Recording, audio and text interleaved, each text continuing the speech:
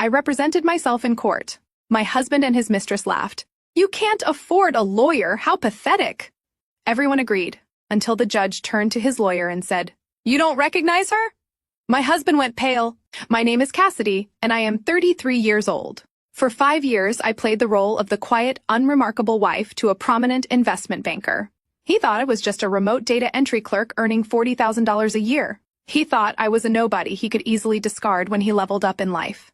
He had absolutely no idea that I am actually a forensic accountant and the anonymous director of Apex Forensics, a firm appointed by the federal court. Before I continue this story and tell you exactly how I dismantled his entire life, let me know where you are watching from in the comments below. Hit like and subscribe if you have ever had to stand up to someone who severely underestimated your worth. The destruction of my marriage did not start with a scream or a shattered glass. It started on a freezing, rainy Tuesday evening in downtown Chicago, exactly on our 5th wedding anniversary. I had spent the afternoon braving the miserable weather to pick up a vintage bottle of scotch he had been talking about for months.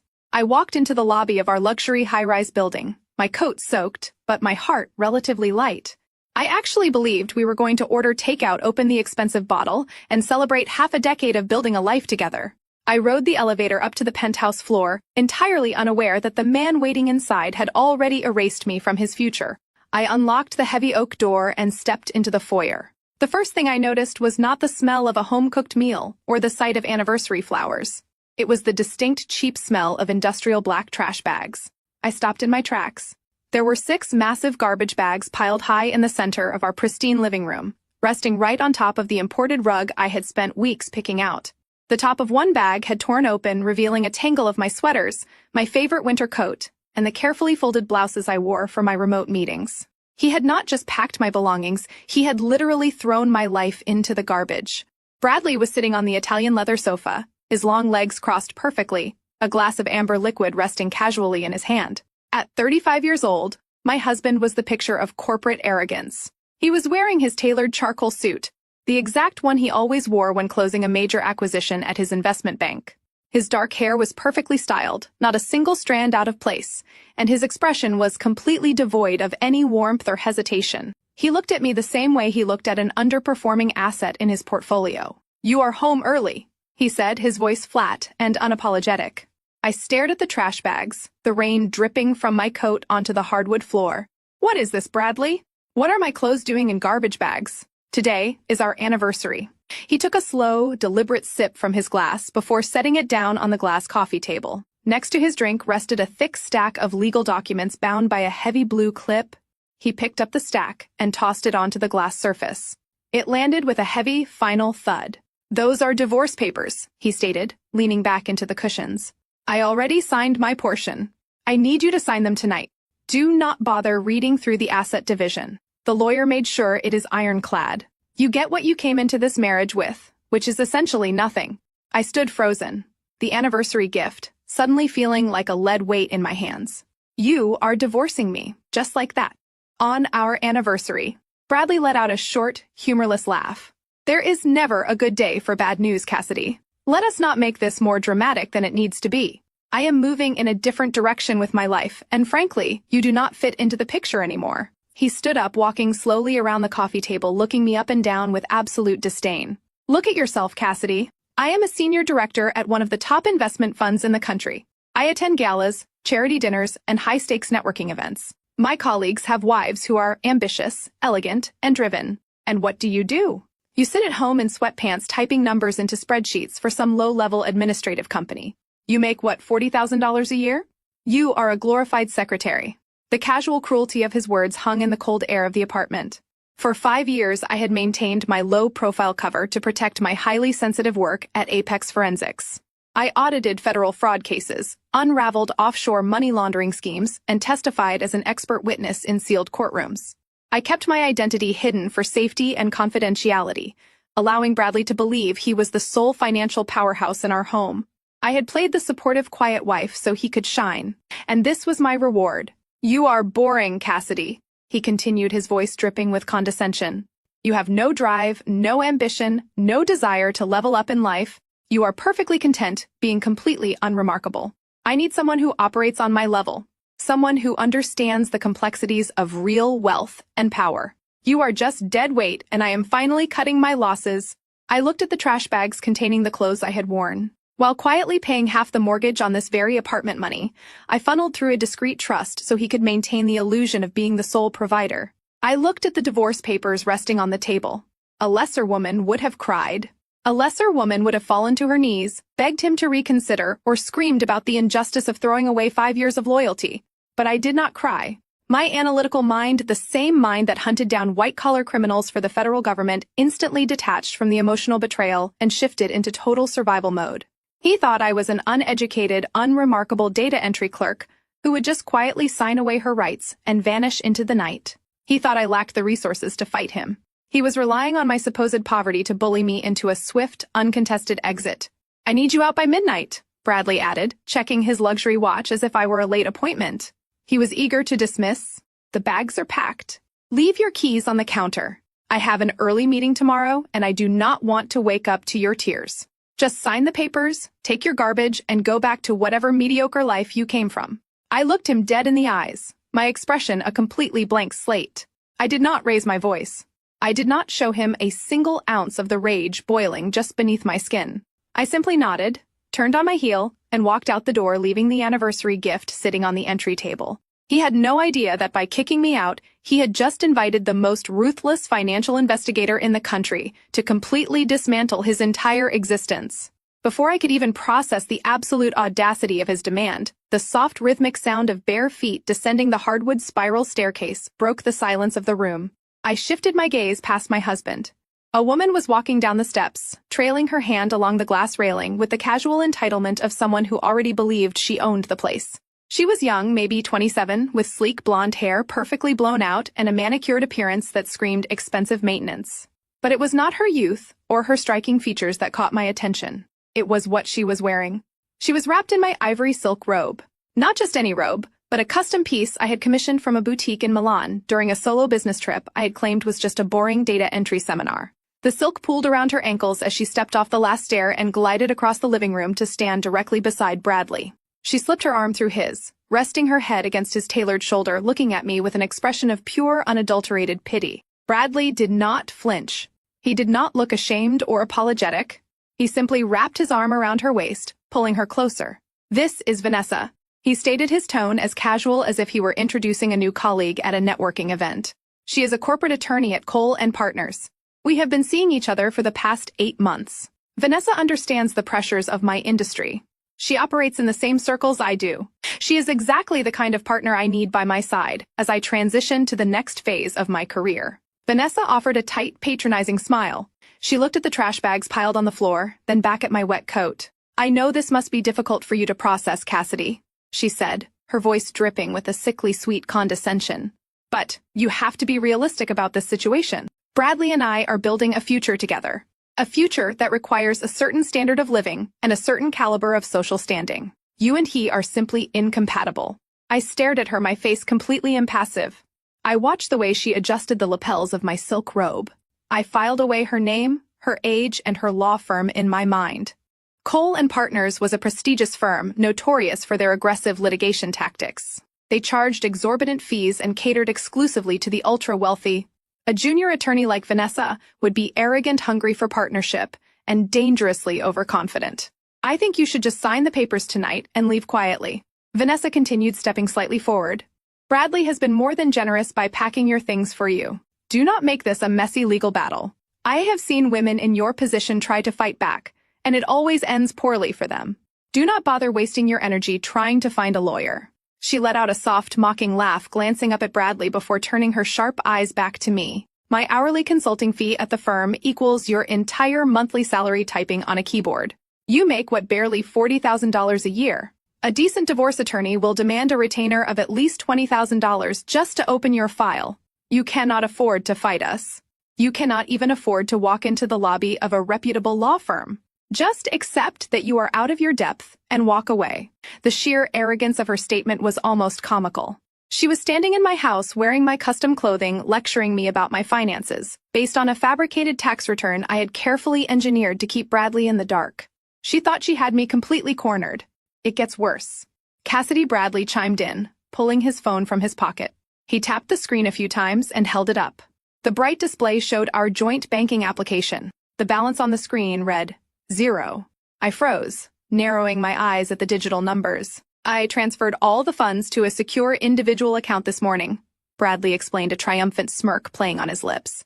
I also contacted the credit card companies. Your name has been removed as an authorized user on the platinum cards, and I have frozen the standard joint accounts. You currently have exactly whatever cash is sitting in your wallet. You emptied our accounts, I stated, keeping my voice dangerously quiet. You shut off my credit cards. I am protecting my assets, he corrected smoothly. I earned that money. My bonuses, my investments, my long hours at the firm built this wealth. You contributed a pathetic administrative salary that barely covered our monthly grocery bill. I am not going to let a disgruntled soon-to-be ex-wife drain my hard-earned capital out of spite. I looked around the expansive living room, taking in the floor-to-ceiling windows overlooking the city skyline, the imported marble fireplace, the custom lighting fixtures. This apartment cost nearly $2 million. What about the house? I asked, my voice steady. I paid half the down payment when we bought this place 5 years ago. I wired $80,000 from my personal savings. You cannot just throw me out of a property I have equity in. Vanessa actually chuckled, shaking her head as if I were a slow child, failing to grasp a basic math concept. Oh, Cassidy, you really do not understand how the world works, do you? Bradley smirked, slipping his phone back into his pocket. We used your $80,000, yes. But do you remember the mountain of paperwork we signed at the closing? You were so overwhelmed by the legal jargon that you just signed wherever the broker pointed. I had my personal attorney draft a secondary agreement. Your contribution was legally categorized as a gift toward the purchase, not an equity stake. The deed to this penthouse is solely in my name. The mortgage is solely in my name. You have zero legal claim to this property. I stared at him, letting the silence stretch. I knew exactly what paperwork I had signed 5 years ago. I knew every loophole, every clause, and every hidden liability in that contract. I had allowed him to put the deed in his name to shield the asset from potential federal scrutiny related to my undercover audits.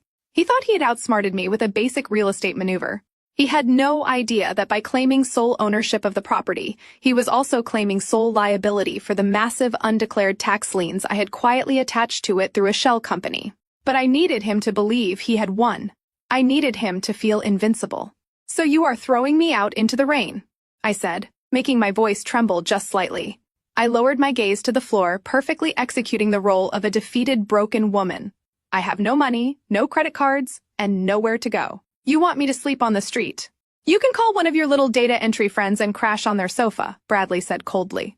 Or check into a cheap motel with whatever cash you have left.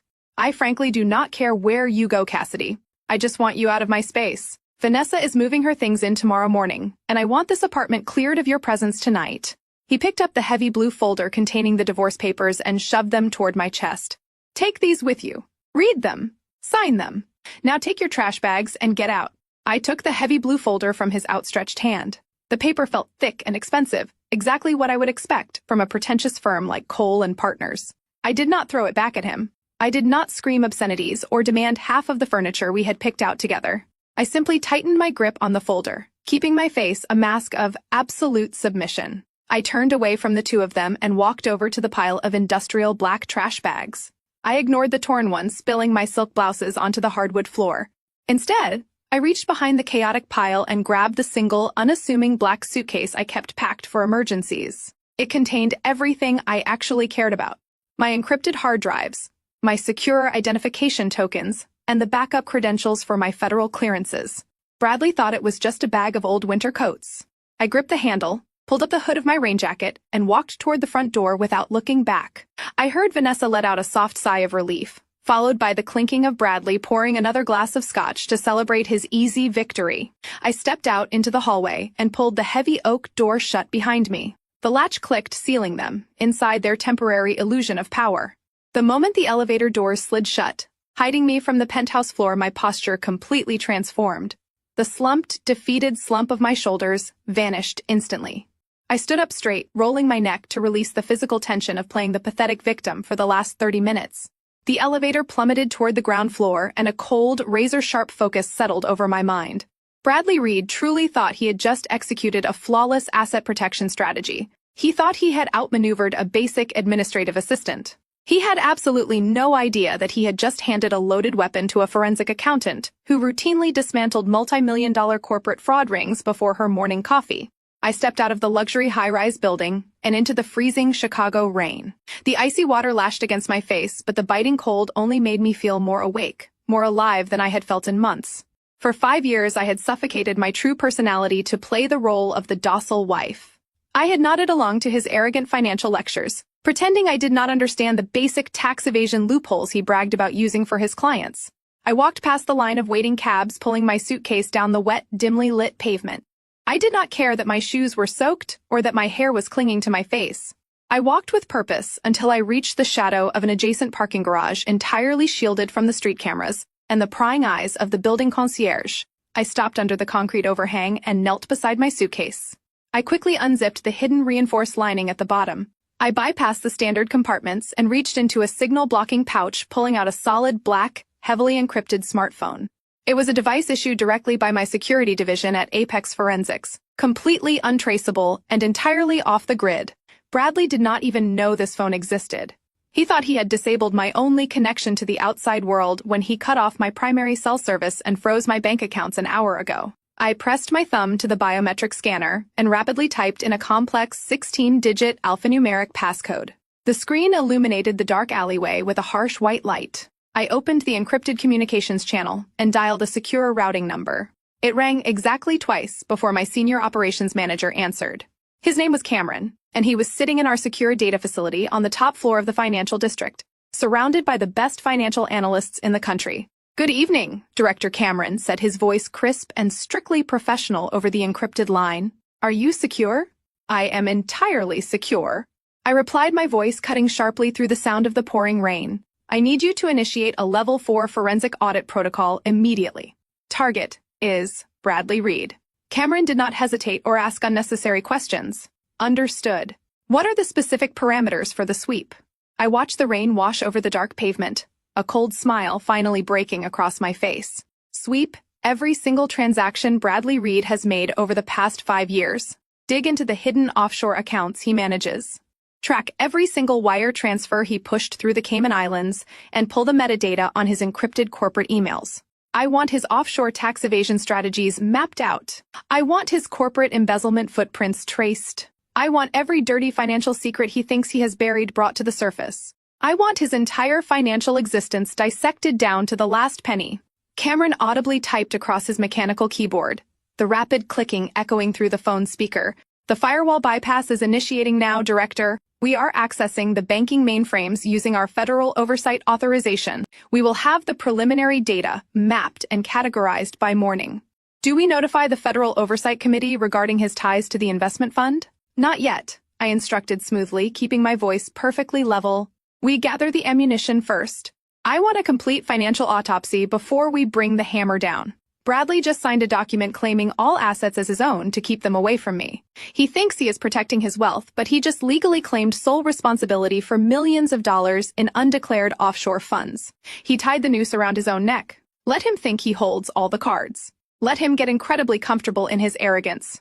The game begins now." I ended the call and slipped the ghost phone back into my pocket. The rain continued to pour down on the Chicago streets, washing away the last remaining traces of the naive, subservient wife I had pretended to be.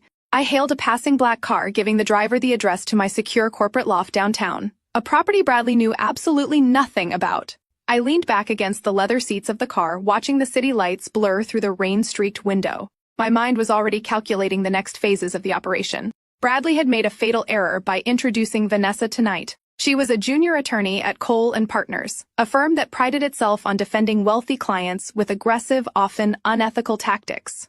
By bringing her into our apartment and flaunting her as his new partner, he had inadvertently given me the exact connection I needed. Vanessa was not just his mistress. She was his legal shield, helping him route dirty money through shell companies, under the guise of attorney-client privilege. She thought she was untouchable because of her law degree. She had no idea that Apex Forensics specialized in piercing attorney-client privilege when major fraud was involved. They were both so blinded by their own narcissism that they could not see the massive trap they were walking into. I closed the blue folder and rested it on my lap. Tomorrow, I would start playing the role of the desperate, abandoned woman. I would let them push me into a corner. I would let his family mock my apparent poverty. I would let them all dig their graves a little deeper, because when the time came to finally reveal exactly who they were dealing with, I wanted them to have absolutely no way out. 4 days passed before I was forced to step back into their toxic orbit.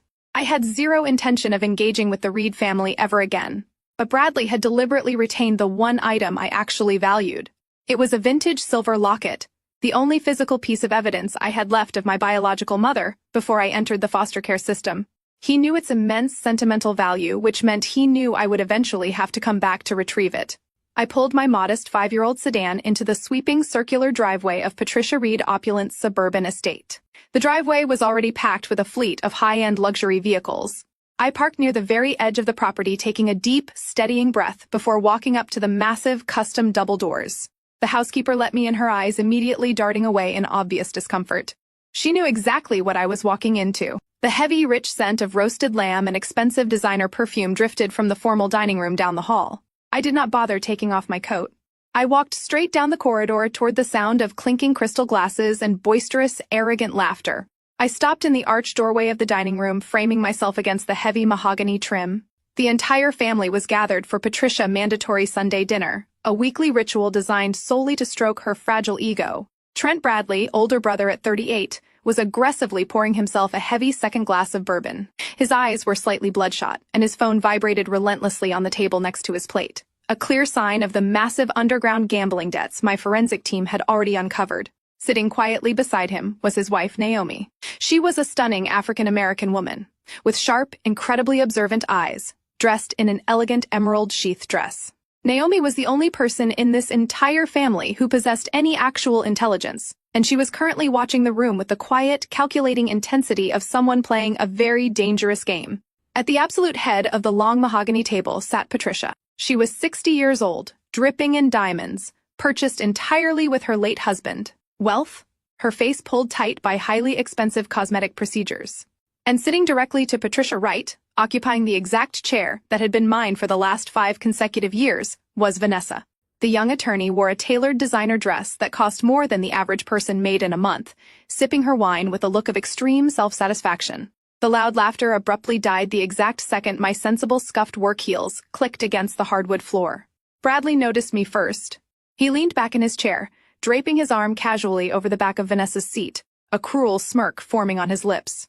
Patricia set down her wineglass with a sharp, deliberate clink that echoed across the quiet room. She did not offer me a seat. She did not ask the staff to fetch me a plate. She simply looked at my plain gray cardigan and practical dark trousers with absolute, unfiltered revulsion. "I am only here for the silver locket Bradley kept," I stated, keeping my voice perfectly even and entirely devoid of any emotion. "Give it to me, and I will leave you to your evening." Patricia let out a high, breathy laugh that grated violently against my ears. "Bradley did not invite you here to fetch your cheap little trinkets, Cassidy. I told him to invite you. I wanted you to come here tonight, so you could see exactly what a proper partner for my son looks like before you try to drag out this divorce with any unnecessary greedy demands." She gestured grandly toward Vanessa, who smiled with an infuriatingly false sense of modesty, adjusting her posture to look even more regal. "Vanessa is a rising star in the legal world." Patricia continued, her voice ringing off the vaulted ceilings of the dining room. "She comes from a highly respectable background. She understands corporate law, high finance, and the rigorous, demanding nature of Bradley professional circle. We spent 5 long years trying to polish you, Cassidy, but you cannot force a stray dog to become a show horse." I stood perfectly still, letting her words wash over me. I did not clench my fists. I did not let a single tear form in my eyes. I simply stared at her, cataloging every single insult for the day of reckoning that was rapidly approaching. "You grew up bouncing around foster homes with absolutely nothing." Patricia spat, her tone growing increasingly vicious. "You have no pedigree, no ambition, and no class. You sitting at a desk, typing numbers into a computer all day, brings absolutely zero value to the Reed legacy. You are a charity case we tolerated because Bradley felt sorry for you, but he is a managing director now. He is stepping into the elite tier of society." Patricia leaned forward, her eyes narrowing into cold, unforgiving slits. She slammed her hand flat against the mahogany table. "This family needs a brilliant lawyer, not some lowly admin girl." A thick, heavy silence settled over the dining room. Bradley took a slow sip of his wine, clearly relishing the verbal execution his mother was delivering. Trent snickered quietly into his bourbon glass, shaking his head at my apparent pathetic state. Vanessa looked at me with an expression of overwhelming triumph, believing she had secured her place in their wealthy dynasty. They all thought they had completely broken me. They thought bringing up my painful childhood in the foster care system would shatter my confidence and force me to run away in tears. They wanted to remind me of my lowly place in their fabricated social hierarchy. But I was not looking at Patricia, and I was not looking at Bradley. My eyes briefly flicked over to Naomi. The beautiful, sharp-minded woman had not touched her food.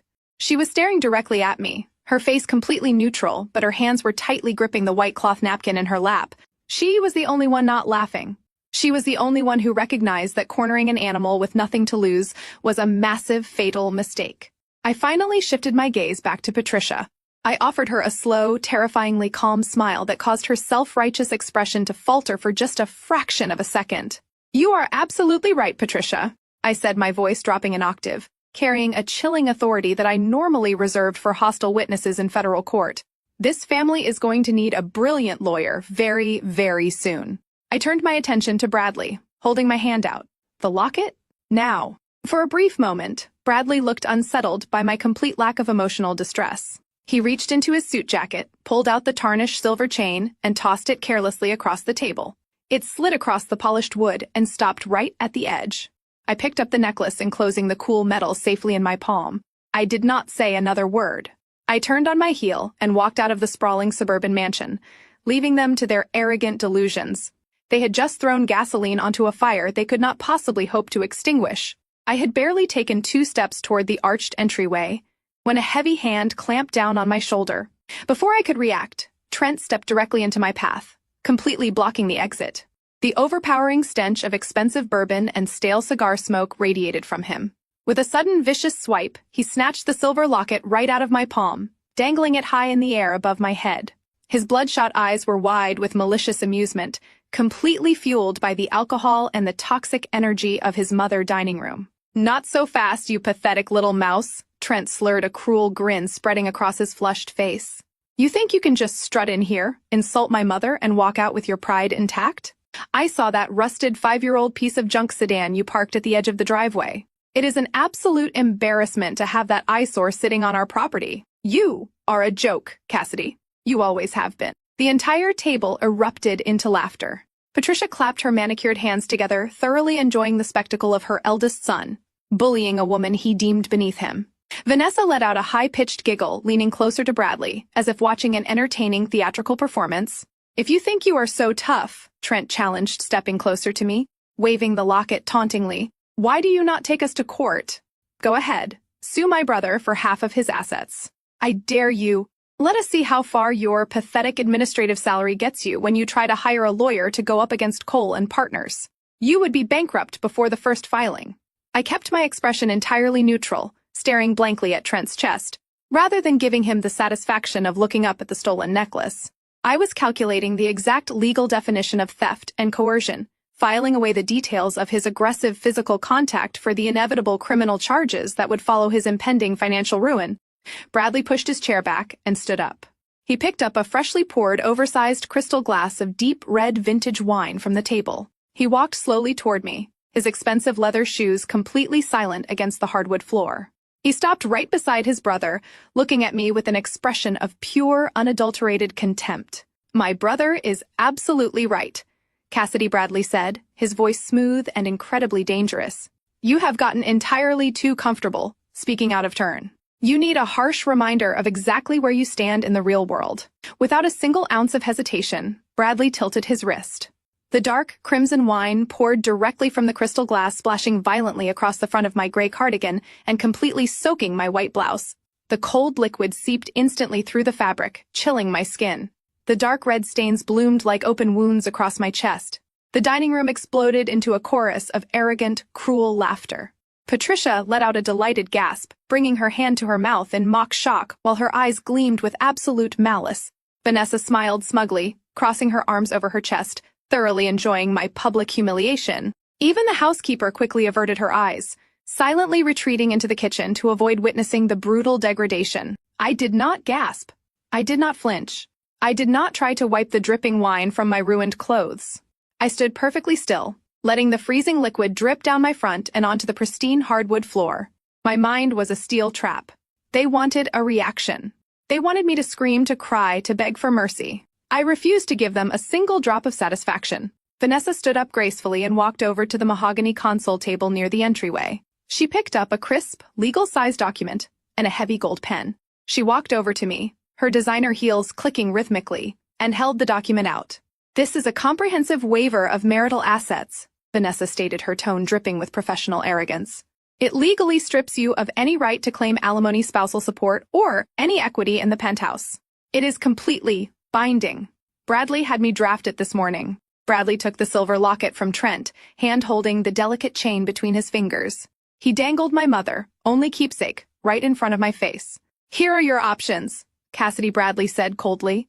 "You take this gold pen, you sign your name on the dotted line, and you give up any ridiculous, greedy delusion you have about touching my money. If you do that, I will give you back this cheap little piece of junk metal. If you refuse to sign, I will drop this locket down the garbage disposal tonight and grind it into silver dust. The choice is yours." I looked at the document in Vanessa's hand. My highly trained legal mind instantly dissected the situation. Signing a legal waiver while covered in spilled wine, surrounded by hostile individuals, and under the explicit threat of property destruction was the textbook definition of signing under duress. Any competent judge would throw this document out of court in less than 30 seconds. It was legally worthless. It was garbage. But Bradley and Vanessa were too blinded by their own narcissism and false sense of supremacy to realize they were committing a massive procedural error. They wanted me to sign it to stroke their egos. They wanted absolute submission. I reached out and took the gold pen from Vanessa's hand. I did not say a word. I pressed the document against the hard surface of the console table and signed my name with a perfectly steady, fluid motion. I handed the pen back to Vanessa, who snatched the document away with a triumphant, victorious smirk. Bradley laughed, a harsh, dismissive sound. He did not hand the locket to me. He simply dropped it onto the floor, letting it clatter against the hardwood right beside my wet, sensible shoes. "Good girl," Bradley sneered, turning his back on me to walk back to the dining table. "Now get out of my mother house before you stain the rugs." I slowly bent down and picked up the silver locket. I brushed a single speck of dust from its surface and clasped it tightly in my hand. As I stood back up, my eyes locked directly onto Naomi. She was still sitting at the table, her hands clenched so tightly in her lap that her knuckles were white. Her dark eyes were blazing with a silent, intense fury directed entirely at her husband and his repulsive family. She gave me a fraction of a nod, an almost imperceptible movement that confirmed exactly what I needed to know. The alliance was formed. I turned around and walked out into the cold night air, my wine-soaked clothes clinging to my skin. They thought they had broken me. They thought they had won the war by winning a single pathetic battle. They had absolutely no idea that I was already drafting the federal indictments that would tear their entire empire down to the ground. Before my hand could even brush the heavy brass handle of the front door, a sudden and violent crash echoed from the dining room behind me. The sharp sound of shattering crystal cut through the arrogant laughter of the Reed family. I stopped in my tracks and turned around. Naomi had suddenly knocked over a massive glass water pitcher, sending an absolute tidal wave of ice water cascading across the mahogany table and directly onto Trent's lap. Trent jumped up, cursing loudly, as the freezing water soaked his expensive trousers. Patricia shrieked frantically, pulling her diamond bracelets away from the spreading puddle. In the midst of the engineered chaos, Naomi stumbled backward, her emerald dress swishing as she forcefully grabbed my arm to steady herself. Her fingers dug into my wine-soaked cardigan with an iron grip. "I am so clumsy tonight," Naomi announced, her voice pitched loud enough for the entire room to hear over Trent's aggressive swearing. "Let me help you get that wine stain treated immediately, Cassidy. The kitchen staff has club soda. Come with me right now." Before Patricia could object or Bradley could issue another cruel command, Naomi practically dragged me out of the dining room and pushed me through the house. The heavy swinging doors of the chef kitchen, the thick doors swung shut behind us, instantly cutting off the noise of the chaotic dining room. The kitchen was completely empty. The catering staff had already retreated to the service quarters to avoid Patricia's wrath. The second we were isolated in the gleaming stainless steel room, the clumsy, apologetic facade dropped from Naomi's face entirely. There was no mocking smile. There was no trace of the subservient daughter-in-law Patricia demanded her to be. Naomi stood tall, her dark eyes blazing with a fierce, calculating intelligence. She marched over to the industrial sink, grabbed a clean white cloth, and turned on the cold water tap. She shoved the damp cloth into my hands, but she did not step back. She closed the distance between us, lowering her voice to an urgent, razor-sharp whisper. I know you just signed that garbage waiver to get your mother necklace back, Naomi said, her tone dead serious. But you need to listen to me very carefully right now. Do not sign a single legal document in front of a real judge. Do not let them bully you into a quick settlement. I looked at her, maintaining my neutral expression, but my forensic mind was instantly on high alert. I wiped the wet cloth across my ruined blouse, waiting for her to continue. Naomi leaned in closer, her eyes darting quickly to the swinging doors to ensure nobody was eavesdropping. They are bleeding you dry, Cassidy, Naomi whispered fiercely. They are moving capital faster than you can imagine. I work from home 2 days a week, and I observe everything that happens in this miserable house. Last Tuesday, I saw Bradley receiving secure courier packages. He bypassed his corporate office and had them delivered directly here to Patricia Estate to avoid any digital tracking. I walked past the study and saw the return addresses before Trent shredded the envelopes. They were heavily sealed documents from the Cayman Islands. My heart executed a slow, deliberate beat. The Cayman Islands, the absolute holy grail of offshore tax evasion and corporate money laundering. I had already instructed my team at Apex Forensics to look into his international routing numbers, but having physical confirmation of courier deliveries to his mother's suburban address was a massive operational breakthrough. It meant Bradley was arrogant enough to bring physical paper trails into his personal life. They are hiding major assets. Naomi continued, her voice tight with suppressed rage. Bradley and Vanessa are setting up offshore shell companies. Trent is helping them route the paperwork because he owes massive debts to underground bookies. They are structuring an entire financial labyrinth to force you out of this marriage completely empty-handed. They want you to walk away with nothing while they sit on millions. I kept my face perfectly still, absorbing the tactical intelligence she was handing me. Naomi was a brilliant woman. She was a former human resources executive who had given up her career to marry Trent only to realize she had married into a family of absolute sociopaths. She was trapped in the same gilded cage I had just been thrown out of, but she was entirely awake to their corruption. Why are you telling me this? I asked, my voice barely above a breath.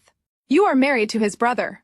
If they go down for offshore fraud, Trent goes down with them. Naomi let out a bitter, humorless scoff.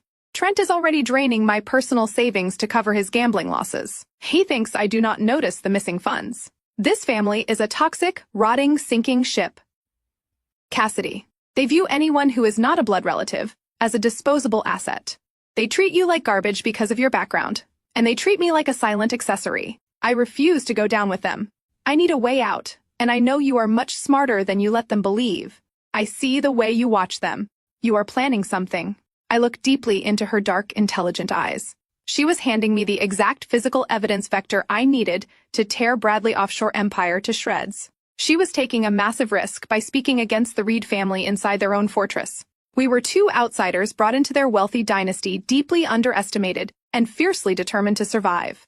I took a slow breath, dropping my voice to match her secretive tone. The Cayman Islands documents. Do you know where Trent and Bradley keep the shredded remains or the digital backups? Naomi nodded slightly, her expression hardening with absolute resolve. Bradley installed a hidden biometric safe in Patricia home office. I do not have the access code, but I know exactly when he accesses it. He thinks he is untouchable. A cold, calculating smile finally touched the corners of my mouth. I dropped the damp white cloth onto the granite countertop. They are arrogant, Naomi, and arrogance breeds fatal mistakes. Thank you for the water. Naomi gave me a single affirming nod. She stepped back instantly, rearranging her features into the polite, concerned sister-in-law. She pushed the swinging doors open, leading me back out into the grand hallway. The noise of the dining room filtered back into the air. Bradley was still laughing with Vanessa, completely oblivious to the fact that his own sister-in-law had just handed me the final nail for his coffin. I walked straight out the front door and into the freezing rain. As I started the engine of my sensible sedan, I pulled out my secure phone. The Cayman Islands connection was confirmed. The physical safe was located. I shifted the car into gear, driving away from the sprawling suburban estate. The pieces were perfectly aligning, and the federal trap was finally ready to snap shut. I pushed the heavy swinging doors of the kitchen open and stepped back into the formal dining room. The chaotic aftermath of the spilled water was still highly visible. A disgruntled staff member was frantically mopping the mahogany floor while Trent continued to complain loudly about his ruined trousers. Patricia was fanning herself with a linen napkin, her face flushed with intense irritation. Bradley and Vanessa were whispering to each other, their heads bent close together in a sickening display of manufactured intimacy. They looked up the exact second I entered the room, their expressions instantly hardening back into that familiar arrogant condescension. They fully expected me to slink along the wall, thoroughly defeated, completely humiliated by the dark wine soaking my clothes, and beg for the return of my property. They anticipated a broken woman who had just signed away her financial future under extreme duress. I did not break my stride. I walked directly toward the head of the table, my sensible scuffed shoes stepping right over the damp, expensive rugs without a single ounce of hesitation. Bradley leaned back in his leather chair, a smug, victorious grin forming on his face. He picked up the silver locket from the table, dangling it loosely from his index finger, preparing to deliver another patronizing lecture to the pathetic wife he was throwing away. He opened his mouth to speak, highly likely to demand another display of subservience. Before handing over the cheap piece of metal, I did not give him the chance. With a movement so sudden and precise that it left him entirely stunned, I reached across the expensive china plates and snatched the silver chain right out of his hand. The metal link scraped sharply against his skin. Bradley actually gasped, recoiling backward as if he had been burned, his arrogant smirk vanishing in an absolute instant.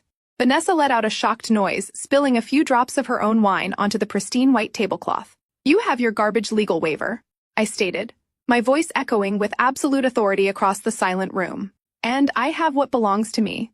Do not ever attempt to hold my mother memory hostage again." Patricia shot up from her chair, her face contorting with absolute unfiltered fury. "How dare you snatch things in my house? You ungrateful, classless little rat!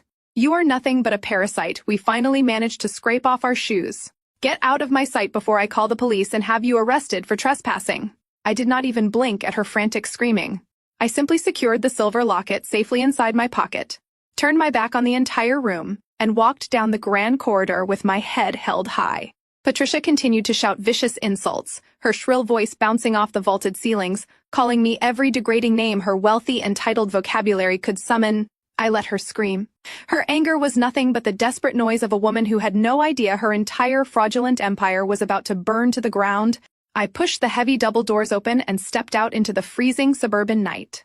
The rain was still pouring heavily as I slid into the driver's seat of my 5-year-old sedan. I locked the doors and stared straight ahead through the water-slicked windshield. Slowly, the corners of my mouth curled upward. A sharp, highly predatory smile broke across my face, completely transforming my features. I had walked into that sprawling estate as a victim, and I had walked out holding the exact key required to destroy Bradley Reed and his entire corrupt bloodline. I reached into the hidden compartment of my bag and retrieved my secure encrypted device. The biometric scanner recognized my thumbprint instantly. I bypassed the standard routing protocols and opened a direct line to my senior operations manager at Apex Forensics. Cameron answered on the very first ring. We hit a massive encrypted firewall on the offshore routing. He is using highly sophisticated randomized shell company identifiers. We need a geographic anchor to break the cipher, or it could take us months to crack the code. "I have your anchor," I said, my voice buzzing with pure adrenaline and absolute clarity. "Narrow the search parameters to the Cayman Islands. He is receiving physical courier packages delivered directly to his mother's suburban estate to avoid corporate mail logs and federal oversight. Trace the routing numbers tied to the Cayman registry and cross-reference them with the physical delivery manifest going to Patricia residential address." The sound of rapid aggressive typing flooded the secure line. "Cayman Islands confirmed." Cameron replied, his tone shifting into high gear as the data began to populate. "Applying the geographic anchor to the decryption algorithm right now. Director, the firewall is collapsing. We are in. The shell companies are opening up like a book. He is moving millions." I leaned my head back against the headrest, closing my eyes as the satisfaction washed over me. Bradley thought he was a financial genius. He thought hiding physical documents at his mother house made him untraceable. He failed to realize that the most dangerous threat to his freedom was not the federal government. It was the quiet, observant women he brought into his family and treated like absolute garbage. Naomi had just handed me the master key to the vault, download every single ledger I ordered softly into the phone, map the entire money laundering network, flag every transfer Vanessa authorized, and tag every account Trent used to cover his gambling debts. Build the entire web. "Understood," Director Cameron said. "This is going to be a bloodbath." I shifted the car into gear, my headlights cutting through the dark, rainy street. We are about to show the Reed family exactly what a classless administrative assistant can really do. The intelligence gathering phase was officially complete. It was time to start setting the legal traps that would ensure none of them ever saw the outside of a federal prison cell. The morning after the disastrous Sunday dinner, I sat behind the massive glass desk in my actual office.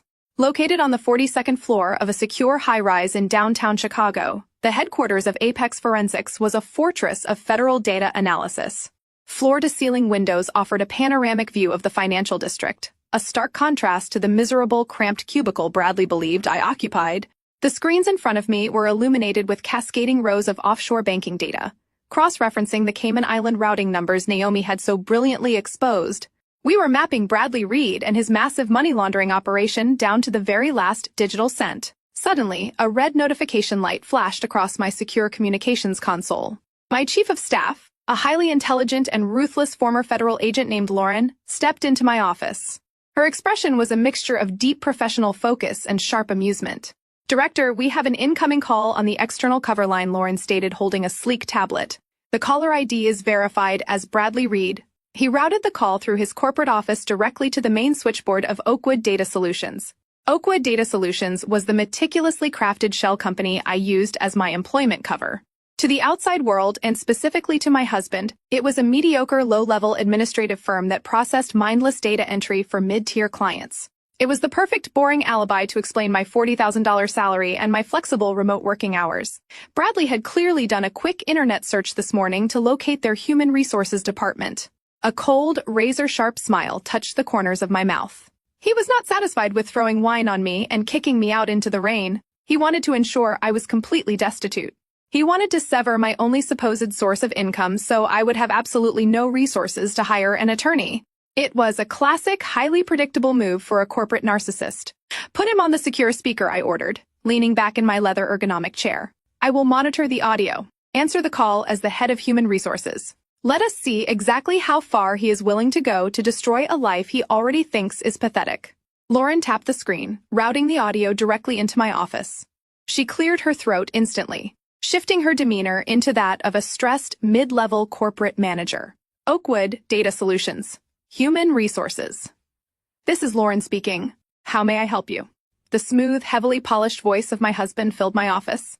Bradley was using his absolute best investment banker tone. It was the exact voice he used when convincing wealthy clients to hand over their life savings. It dripped with manufactured charm and false sincerity. "Good morning, Lauren Bradley," began, pausing perfectly for dramatic effect. "My name is Bradley Reed. I am the managing director at a major financial institution here in the city. I am calling regarding one of your data entry clerks, Cassidy Reed, or I suppose she might be going by her maiden name now." Lauren feigned a polite, professional curiosity. "Yes, Mr. Reed. Cassidy is one of our remote administrative employees.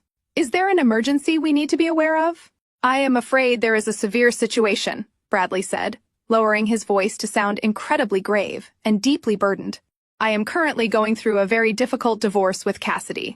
I am not calling to bring my personal drama into your workplace, but I felt a strong moral and ethical obligation to warn your company before you suffer a massive liability." I rested my chin on my hands, thoroughly enjoying the performance. He was painting himself as the noble, wealthy savior, warning the poor, defenseless small business. "What kind of liability, Mr. Reed?" Lauren asked, injecting the perfect amount of rising panic into her voice. Bradley let out a heavy, manufactured sigh. "After separation proceedings, my legal team uncovered that Cassidy has been systematically siphoning thousands of dollars from my secure accounts. She has a severe, undocumented gambling problem and a history of erratic financial behavior. She completely drained our joint savings before I could secure them. Knowing that she handles sensitive client data for your firm, I could not in good conscience let her continue working there without warning you. A woman desperate for cash will absolutely steal client credit card numbers or sell proprietary data. I am just trying to protect your business from her incoming legal fallout." It was a master class in psychological manipulation and defamation. He was accusing me of the exact financial crimes he was currently committing with his offshore shell companies. He was projecting his own massive fraud onto me to ensure I lost my pathetic $40,000 job. I pressed the mute button on my microphone, looking directly at Lauren through the glass partition. "Give him exactly what he wants," I instructed firmly. "Fire me. Make him feel like a god." Lauren nodded, taking a sharp, audible gasp into the telephone receiver.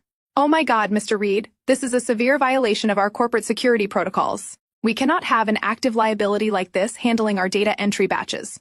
I am absolutely horrified, but I am so incredibly grateful you took the time out of your busy schedule to alert us.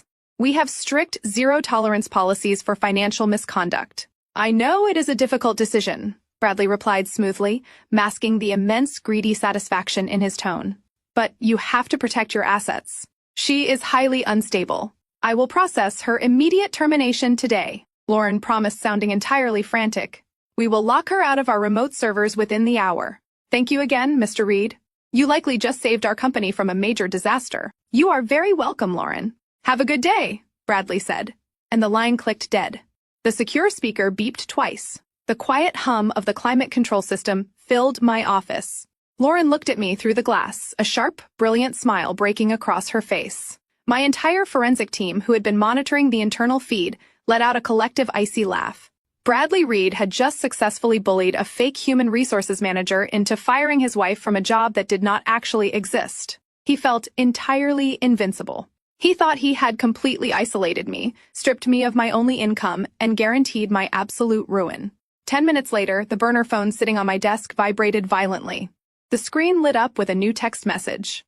It was from Bradley. I did not even have to unlock the device to read the notification banner displaying his cruel, arrogant words.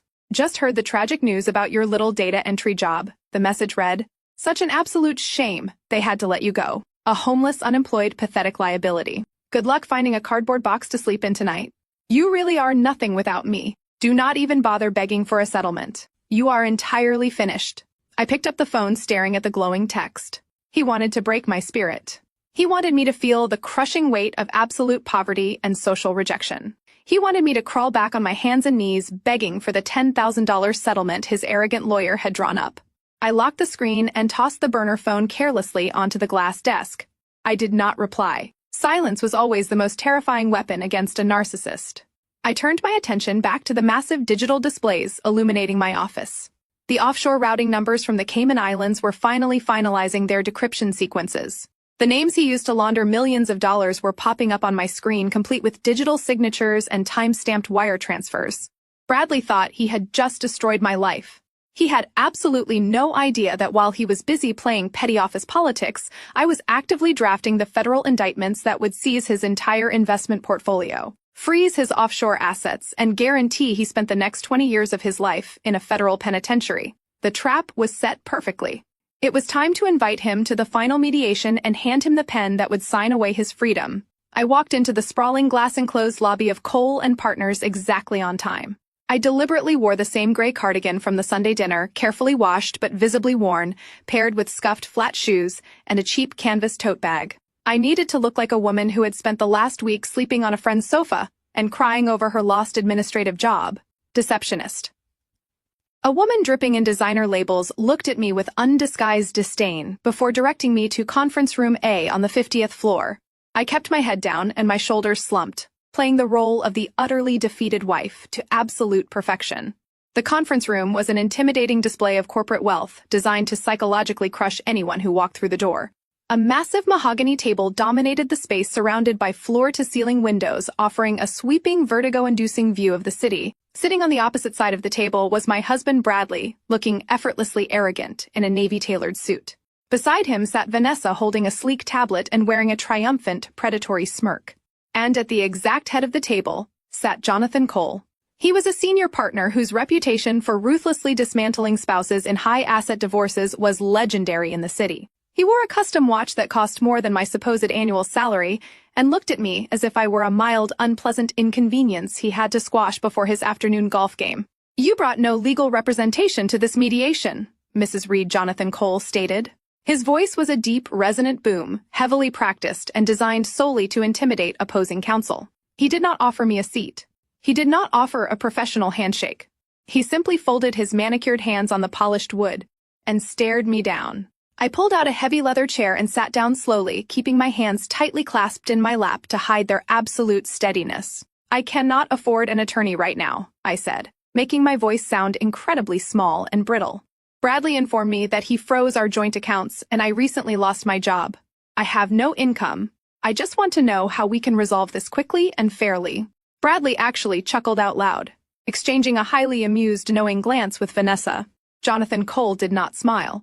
Instead, He slid a thin single-page document across the expansive mahogany table.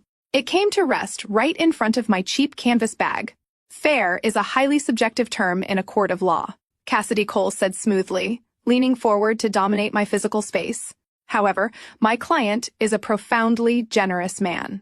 Despite the fact that you contributed virtually nothing of monetary value to this 5-year union, Bradley is willing to offer you a one-time lump sum settlement of $10,000. This is a courtesy payment, a charitable donation to help you secure a small apartment in a lower-income neighborhood and get back on your feet.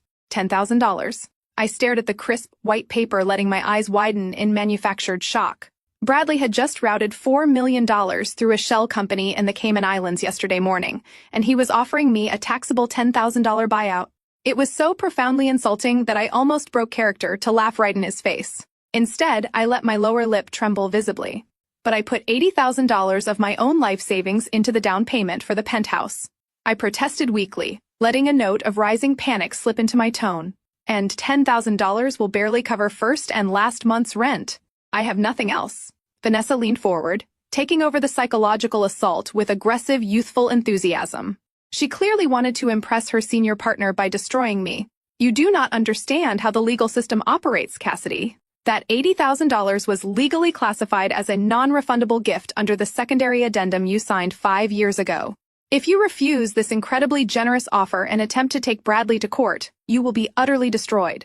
We will file immediate motions for summary judgment. We will bury you in the discovery phase. Do you have any idea what it costs to compel financial disclosures in a contested divorce? Jonathan Cole nodded seamlessly, backing up his junior associate to create a united wall of intimidation. You are looking at a minimum retainer of $25,000 just to get a competent family law attorney to return your phone call. The exact moment you file a petition, we will countersue for legal fees due to frivolous litigation. We will demand a full forensic accounting of your personal expenses, which will cost another $30,000 that the judge will force you to pay when you lose. You are currently unemployed. You are completely broke. If you walk into a courtroom against this firm, you will not just walk out with nothing. You will walk out owing us hundreds of thousands of dollars in legal debt. You will be paying off this divorce for the rest of your natural life. I sat in silence, listening to them barrage me with legal terminology. My internal forensic mind was rapidly analyzing every single threat. They were actively utilizing predatory intimidation tactics, banking entirely on my supposed ignorance. They assumed terms like summary judgment and discovery phase would terrify an uneducated data entry clerk into immediate submission. They were gaslighting me, maliciously manipulating the financial reality of the legal system to force a rapid, uncontested signature. It was a blatant violation of ethical conduct, and Jonathan Cole was risking his entire senior partnership by participating in such a transparently coercive mediation. Take the $10,000, Cassidy Bradley said, leaning back and casually inspecting his fingernails. It is $10,000 more than you actually deserve. Take the check, sign the waiver, and disappear from my city. If you choose to be stubborn and fight me, I will personally make sure you never recover financially. I will ruin you so completely that you will regret the day you ever met me. I looked down at the document, letting a single carefully produced tear fall onto the polished mahogany table. I reached into my cheap canvas bag and pulled out a standard ballpoint pen. I let my hand shake visibly as I hovered the pen over the signature line. Cole, Vanessa, and Bradley all leaned forward slightly, their eyes gleaming with predatory anticipation. The trap was set perfectly. They thought they were seconds away from a total devastating victory. They had absolutely no idea I was about to ask for the one specific document that would send every single one of them to federal prison. I let the standard ballpoint pen slip from my trembling fingers. It clattered loudly against the polished mahogany table, rolling to a stop right next to their insulting $10,000 settlement offer. I squeezed my eyes shut, buried my face in my hands, and let my shoulders heave with loud, ragged sobs. The sound of my manufactured despair echoed violently in the cavernous, soundproofed conference room. It was an absolutely flawless performance. I channeled every single ounce of the stress, exhaustion, and betrayal from the past week into this singular theatrical display of total heartbreak. "Oh, for God's sake, Cassidy," Bradley groaned, his voice dripping with intense irritation and profound disgust. "Pull yourself together. You are acting like a child." Vanessa let out a dramatic, exasperated sigh, crossing her arms over her chest and rolling her eyes at the ceiling. Jonathan Cole simply tapped his expensive custom watch, clearly annoyed that my emotional breakdown was cutting into his highly valuable billable hours. I gasped, pulling my hands away from my face and looking at Bradley with wide, tear-filled eyes. I just cannot believe 5 years meant absolutely nothing to you. I supported you. I stayed out of your way. I gave you everything, and you just replace me and throw me out into the rain like garbage. Mrs. Reed. Jonathan Cole interrupted, his deep voice carrying a tone of absolute boredom. Emotional displays will not increase the financial settlement offer currently on the table. My client has drawn a firm line. You need to sign the waiver. I reached into my pocket and pulled out a crumpled, cheap paper tissue. I dabbed at my eyes, letting my breath hitch perfectly. I do not want more money, I whispered, my voice cracking with fragile vulnerability. I know I am completely beaten. You have all the power, Bradley. You have the aggressive lawyers. You have the penthouse. You have the wealth. I just have a meaningless desk job that I lost because you decided to ruin my life. I have absolutely nothing left to fight you with. I know I cannot afford to take you to court. Bradley leaned back in his leather chair, a slow, incredibly self-satisfied smile spreading across his handsome face. He loved hearing me admit defeat. He fed on the absolute submission in my voice. Then pick up the pen and sign the document, Cassidy Bradley said smoothly. Take the $10,000 and walk away. I sniffled, looking down at my lap. I will sign it, I said softly. I will take your settlement, and I will disappear from your life completely today. But I just need one thing from you first, just for my own peace of mind. Jonathan Cole immediately narrowed his eyes, his predatory legal instincts flaring up. We are not negotiating any additional terms, Mrs. Reed. I slowly reached into my faded, cheap canvas tote bag. My fingers brushed past the heavy signal-blocking pouch that contained my encrypted federal ghost phone. I ignored it and found the single crisp document I had printed earlier that morning. I pulled it out with deliberately shaking hands and slid it across the expansive mahogany table, pushing it right next to their settlement offer. It was a standard boilerplate affidavit of financial disclosure. I had intentionally printed it on cheap, low-grade copy paper, making it look exactly like a generic form a desperate, uneducated woman would download for free from a public library computer. What is this trash? Vanessa demanded, leaning forward to inspect the paper with pure, unfiltered disdain. It is just a standard disclosure form, I said, wiping another fake tear from my cheek and looking at Bradley with an expression of pathetic desperation. I printed it out this morning. I just need emotional closure, Bradley. I need to know that my entire marriage was not a complete financial lie. I just need you to sign this swearing under oath that you have not hidden any other money from me, that you truly only have your corporate salary, the penthouse, the cars, and the joint savings you already emptied. I let my voice drop to a pleading, naive whisper. Just swear to me on paper that there are no secret accounts, no hidden millions tucked away somewhere. If you just sign this proving you are telling the truth about your assets, I will sign your settlement right now. I will take the $10,000, and you will never have to see my face ever again. Jonathan Cole immediately reached out and snatched the paper from the table. He scanned the text with his sharp eyes, his jaw tightening. My client is under absolutely no obligation to sign an arbitrary document provided by an unrepresented opposing party. We will not be signing this, Bradley. But Bradley was not looking at his senior counsel. He was looking directly at me. He saw a broken, pathetic, hysterical woman who simply needed a tiny, completely meaningless concession to surrender her entire life. He saw an incredibly easy way out that avoided months of highly annoying, drawn-out legal paperwork. Let me see it, Jonathan Bradley commanded, extending his hand toward the older lawyer. Bradley, as your retained counsel, I strongly advise against signing any legal document that my firm did not personally draft. Cole warned, his voice low and serious. Bradley arrogantly snatched the paper out of Cole's hand anyway. It is just a generic internet disclosure form, Jonathan Bradley scoffed, glancing carelessly over the cheap paper. She is just being overly emotional and needs a piece of paper to make her feel better about walking away with absolute pocket change. She genuinely thinks I am hoarding some massive secret fortune like a movie villain. He laughed, a cruel, echoing sound that filled the room. Look at her, Jonathan. She is completely broken. If my signature on this useless piece of paper gets her out of my life today, without a lengthy court battle, I am signing it. Vanessa leaned over Bradley's shoulder, peering at the document. She wanted to prove her worth to the senior partner, completely missing the massive federal trap hidden beneath the mundane legal formatting. It is just standard boilerplate language, Vanessa whispered confidently, confirming her boyfriend's arrogant assumption. It just affirms his current declared visible assets. It has no real teeth. It gets her out of our hair today. I kept my head down, staring intently at my lap, biting the inside of my cheek so hard, I tasted metallic copper just to prevent a victorious, predatory smile from breaking through my facade. They were so utterly blinded by their own superiority and classism. They thought I was a naive, heartbroken wife, begging for a scrap of emotional closure. They had absolutely no comprehension of the forensic nightmare they were actively walking into. The affidavit of financial disclosure was not just a piece of paper. It was a legally binding document sworn under penalty of perjury. By signing it, Bradley was legally swearing to the federal government that he possessed no other financial assets. He was deliberately omitting the $4 million actively sitting in his Cayman Island shell companies, the exact accounts my team at Apex Forensics had already mapped and verified. The second he put his signature on that line, it ceased to be a messy civil divorce dispute. It became a highly documented, undeniable federal crime. Bradley picked up the heavy gold pen from the table. I held my breath, playing the role of the shattered victim, while the forensic accountant inside me watched the executioner raise the axe over his own head. Jonathan Cole made one final desperate attempt to assert his authority as senior counsel. He reached his hand across the expansive mahogany table, his heavy gold cufflinks catching the harsh overhead light, trying to physically pull the cheap piece of paper away from his arrogant client. I am explicitly advising you against this. Bradley Cole warned, his deep voice dropping to a dangerous, rigid register. You do not sign unverified financial disclosures in a divorce mediation. We have a highly structured legal strategy. Do not deviate from it just to satisfy her emotional demands. Bradley did not even look at his lawyer.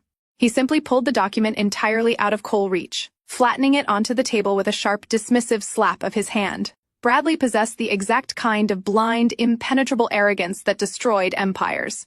He paid Jonathan Cole a massive retainer, which meant he viewed the brilliant litigator not as a trusted advisor but as a highly paid servant. In Bradley's mind, he was the smartest man in every single room he entered. He was an elite investment banker who manipulated global markets. He genuinely believed it was absolutely impossible for a woman who wore scuffed flats and carried a canvas tote bag to outsmart him. Vanessa leaned closer to Bradley, resting her manicured hand lightly on his tailored shoulder. She looked at Jonathan Cole with a thinly veiled expression of defiant superiority. With all due respect, Vanessa purred, her voice dripping with the reckless overconfidence of a junior attorney desperate to prove her worth. We are talking about a generic internet printout.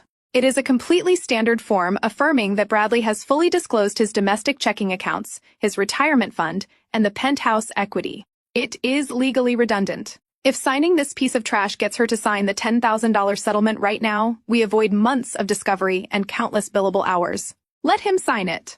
It is a strategic win. Cole sat back heavily in his leather chair.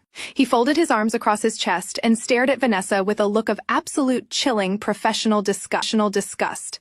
He knew she was a fool, but he also knew he could not physically force a pen out of his client's hand. If you proceed with this against my direct legal counsel, Cole stated coldly, staring directly at Bradley, I want it explicitly noted for the record that my firm takes zero responsibility for whatever liability this unauthorized document creates. Noted and ignored, Jonathan Bradley sneered, picking up the heavy gold pen that rested beside the settlement offer. He looked down at the affidavit of financial disclosure, his eyes scanning the cheap, slightly wrinkled paper. He let out a loud theatrical sigh, shaking his head as if he were indulging a highly irrational toddler. You really are pathetic, Cassidy Bradley mocked, reading the top lines of the document. An affidavit of financial disclosure under penalty of perjury. You actually printed a sworn oath. Do you genuinely believe I am hiding some massive treasure chest from you? Do you think I have millions of dollars buried in the backyard or locked away in some offshore tax haven? He laughed again, a cruel echoing sound that bounced off the glass walls of the conference room. Vanessa joined in her high-pitched giggle, grating against the quiet tension of the room. They were openly laughing at the exact reality of their criminal enterprise. They were making a joke out of the $4 million, actively sitting in their Cayman Islands shell companies. They were laughing right in the face of the federal investigator, who had already mapped every single one of their illicit wire transfers. I kept my head bowed, my shoulders shaking in a perfectly manufactured display of quiet, defeated weeping. I just need to know the truth, I whispered, letting my voice crack with fragile desperation. I just need you to swear to it. Fine, Bradley declared, uncapping the gold pen with a sharp, definitive click. I swear to you, Cassidy. I swear to the courts. I swear to whoever you want. I possess absolutely zero undisclosed financial assets. My wealth is entirely visible and thoroughly documented. I have nothing to hide from you. He brought the pen down to the paper. I watched from beneath my eyelashes as the dark ink bled into the cheap fiber of the page. Bradley filled out the asset declaration boxes with aggressive sweeping strokes, drawing bold lines through the sections asking for international holdings, corporate equity, and offshore trusts. He was intentionally legally declaring those assets did not exist. He reached the bottom of the page and signed his name with a massive, arrogant flourish. Vanessa, wanting to cement her role as the victorious legal mastermind of the day, reached into her designer briefcase. She pulled out her official state notary stamp. "Since this requires a sworn oath, let me make it official for you, Cassidy," Vanessa said sweetly, pressing the heavy stamp down next to Bradley's signature and signing her own name as the acting officer of the court. "We want to make sure you have your precious emotional closure." The heavy thud of the notary stamp hitting the table was the loudest sound in the entire world. It was the sound of a steel trap slamming completely shut. Bradley pushed the signed, notarized affidavit across the mahogany table. It stood perfectly to a stop right in front of me. "There you go," he said, tossing the gold pen carelessly next to it. "You have my sworn oath.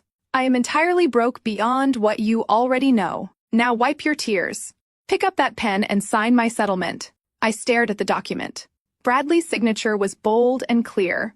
Vanessa Notary's seal was perfectly legible. I slowly reached out and placed my hand flat over the paper. The transformation was absolute and instantaneous. I stopped crying. My shoulders stopped shaking. The fragile, broken posture I had maintained for the last hour vanished completely. I sat up perfectly straight, rolling my shoulders back and lifting my chin. I reached up and smoothly wiped the fake tears from my cheeks, my expression shifting from pathetic despair to a mask of freezing, terrifying authority. The temperature in the room seemed to drop 10 degrees. Bradley's arrogant smile faltered, his brow furrowing in sudden, sharp confusion as he watched the shattered woman he thought he knew evaporate before his eyes. Vanessa slowly lowered her hands, a flicker of genuine unease crossing her polished features. Even Jonathan Cole sat up straighter, his predatory instincts flaring wildly as he registered the severe, calculating intelligence radiating from my posture. I picked up the gold pen. I pulled their $10,000 settlement offer toward me and signed my name on the dotted line with a quick, clinical efficiency. I pushed their document back across the table, maintaining absolute, unwavering eye contact with my husband. Then I carefully folded the affidavit of financial disclosure, the federal perjury conviction he had just hand-delivered to me, and slipped it safely into the inner pocket of my canvas bag. "Thank you for your cooperation, Bradley," I said, my voice entirely devoid of the trembling weakness I had used just moments before.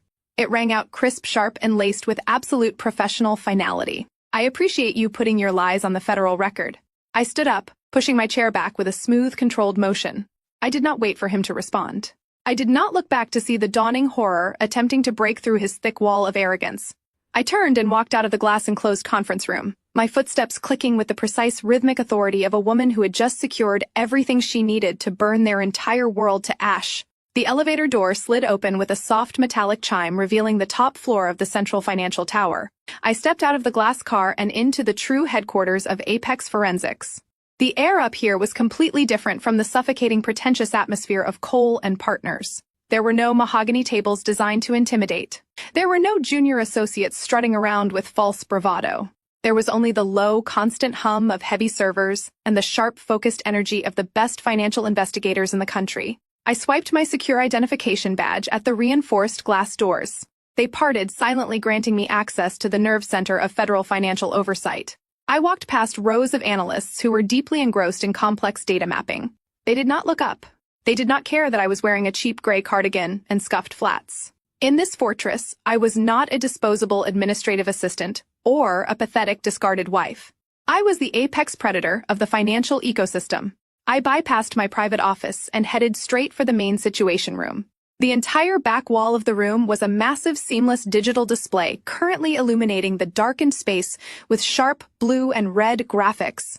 Standing in front of the massive screen were Lauren and Cameron, my two most trusted senior operatives. They turned around the second I walked into the room. "We have a massive escalation," Director Cameron stated immediately, his eyes practically burning with adrenaline. He tapped a command onto his tablet, and the digital wall shifted, bringing a complex web of financial transactions into sharp focus. Lauren stepped forward, handing me a freshly printed dossier. I took the affidavit of financial disclosure out of my canvas bag and placed it flat on the conference table. The ink of Bradley's signature was completely dry. The The gold foil of Vanessa Notary's stamp gleamed under the tactical lighting. He actually signed it. Lauren said, her voice dropping into a tone of absolute disbelief as she stared at the federal perjury trap resting on the table. He swore under oath that he has no offshore assets. He really is that incredibly stupid. His arrogance is his greatest liability. I replied smoothly, pulling up a chair and looking directly at the data wall. Now show me exactly what he just lied about. Tell me what we found in the Cayman Islands. Cameron swiped his hand across his tablet, and a series of offshore holding companies expanded across the digital screen. You told us to look for hidden marital assets. You told us to find the $4 million he siphoned out of your joint portfolio. We found that money within the first hour of bypassing his encrypted firewall. But when we traced the routing numbers attached to the physical courier packages delivered to Patricia's suburban estate, we triggered a massive anomaly.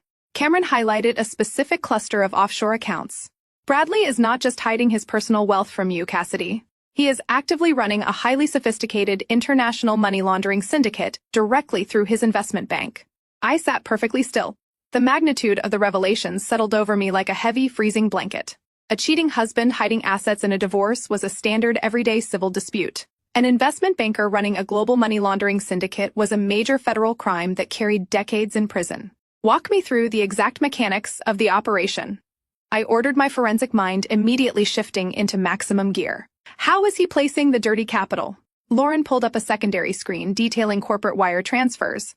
He is using a classic layering technique, but with a highly modern legal shield. Bradley wealthy clients have massive amounts of undocumented illicit cash. They need that money cleaned and integrated into the legitimate market, so they hire a specific law firm to represent them for fabricated corporate consulting services. I narrowed my eyes, instantly connecting the dots. Cole and Partners. Exactly. Lauren confirmed, tapping the screen to highlight Vanessa's name. Vanessa is not just his young, naive mistress. She is the legal architect of the entire laundering cycle. She drafts completely fraudulent consulting contracts between the dirty clients and dummy corporations set up in the Cayman Islands. Because she is a licensed attorney, she claims attorney-client privilege over all the financial communications, creating a massive legal wall that prevents standard auditors from looking too closely at the invoices. And the integration phase, I asked, watching the red lines connect the Cayman accounts back to Chicago. That is where Bradley steps in, Cameron explained. Once the dirty money is safely parked in the Cayman shell, companies Bradley uses his position as a managing director at the investment bank to officially authorize massive capital injections. He brings the laundered money back into the United States as clean foreign investment capital. He puts the money into legitimate hedge funds, taking a massive unreported commission fee for himself and Vanessa on every single transaction. They are cleaning tens of millions of dollars for corrupt corporate entities. I stood up from the table and walked closer to the digital wall, my eyes tracing the undeniable digital footprint of their massive criminal conspiracy. They thought they were completely untouchable. Vanessa believed her law degree provided an impenetrable shield of privilege. Bradley believed his elite status at the bank insulated him from suspicion. They thought they could throw me away like garbage, completely unaware that I had the exact federal authority required to shatter their entire operation. Attorney-client privilege is entirely voided under the crime-fraud exception, I stated coldly, my voice echoing in the quiet situation room.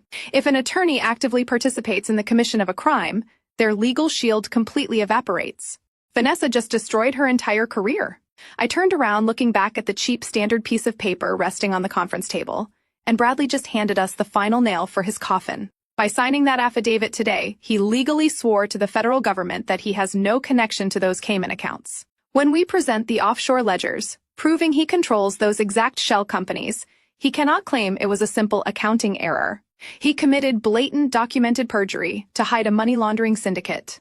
It elevates the entire case to a federal RICO violation. We have the complete digital trail, Director Cameron said, his expression completely serious.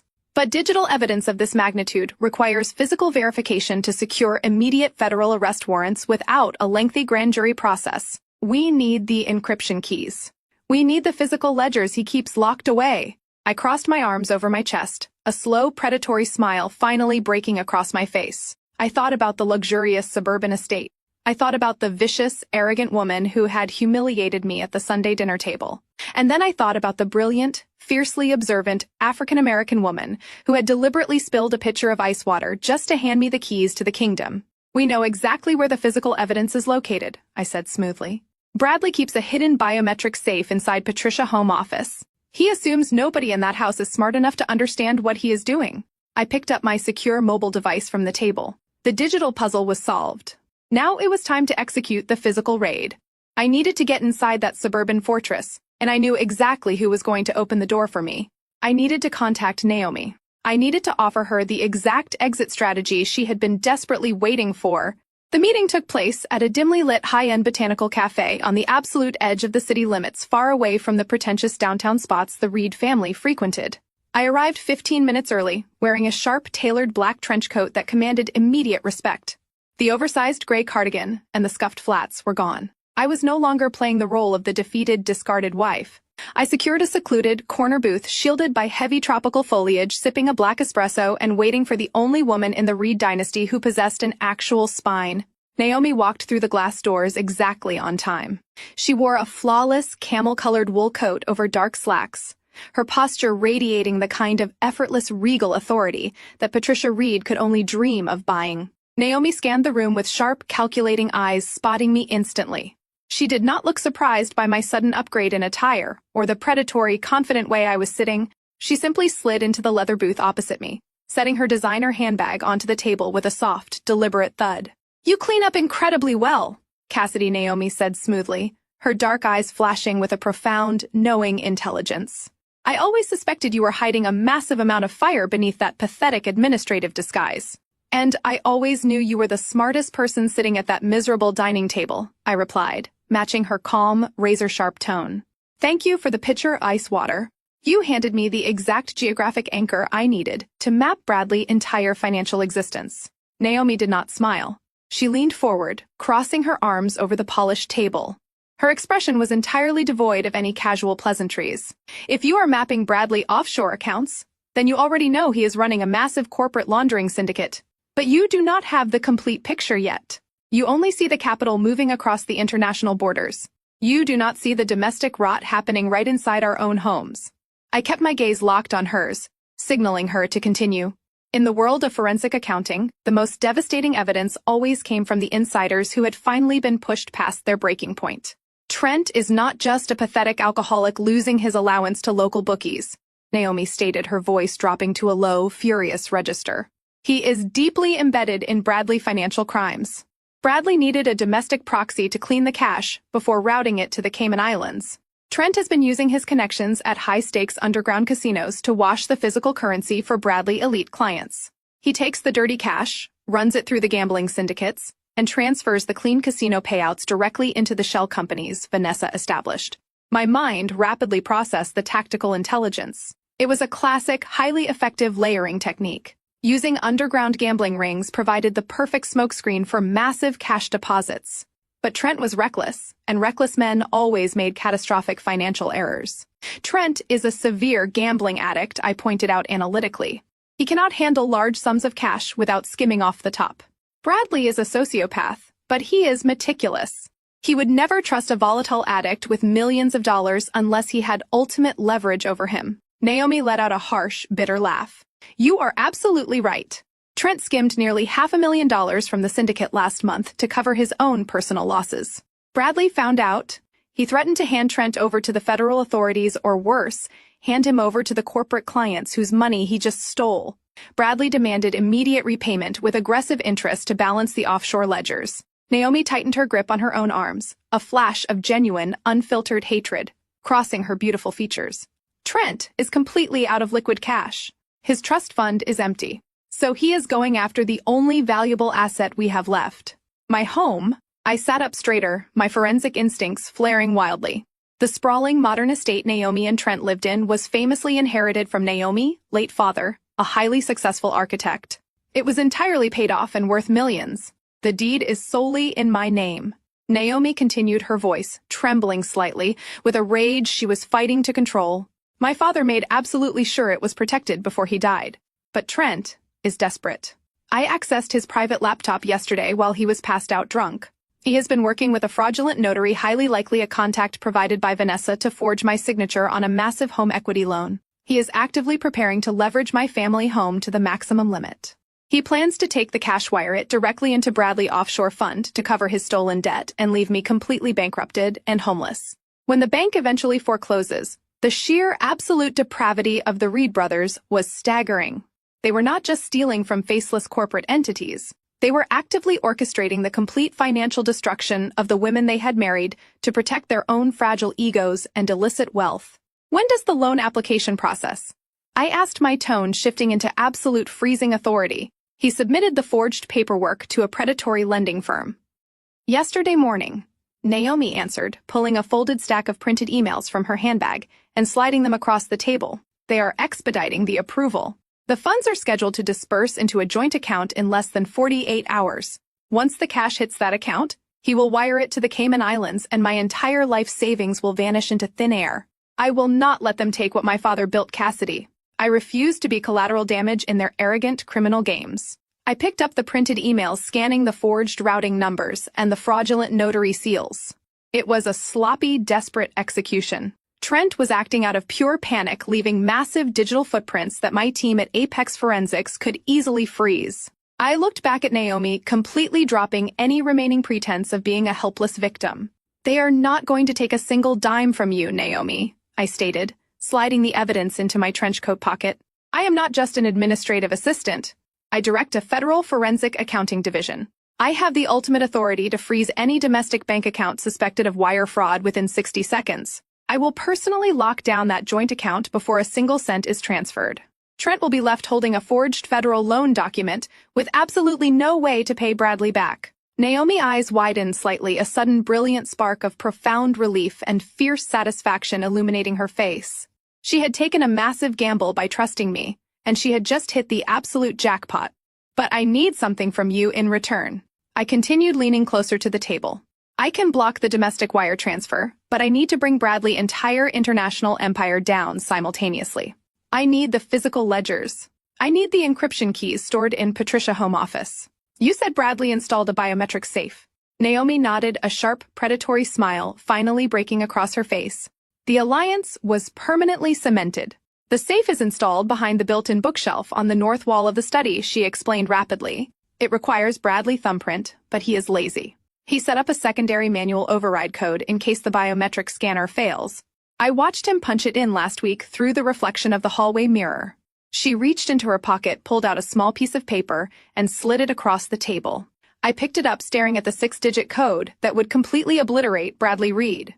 I am packing my bags and leaving that miserable house tomorrow morning under the guise of visiting a sick relative, Naomi declared, standing up from the booth. Patricia is hosting a massive charity luncheon at the country club tomorrow afternoon.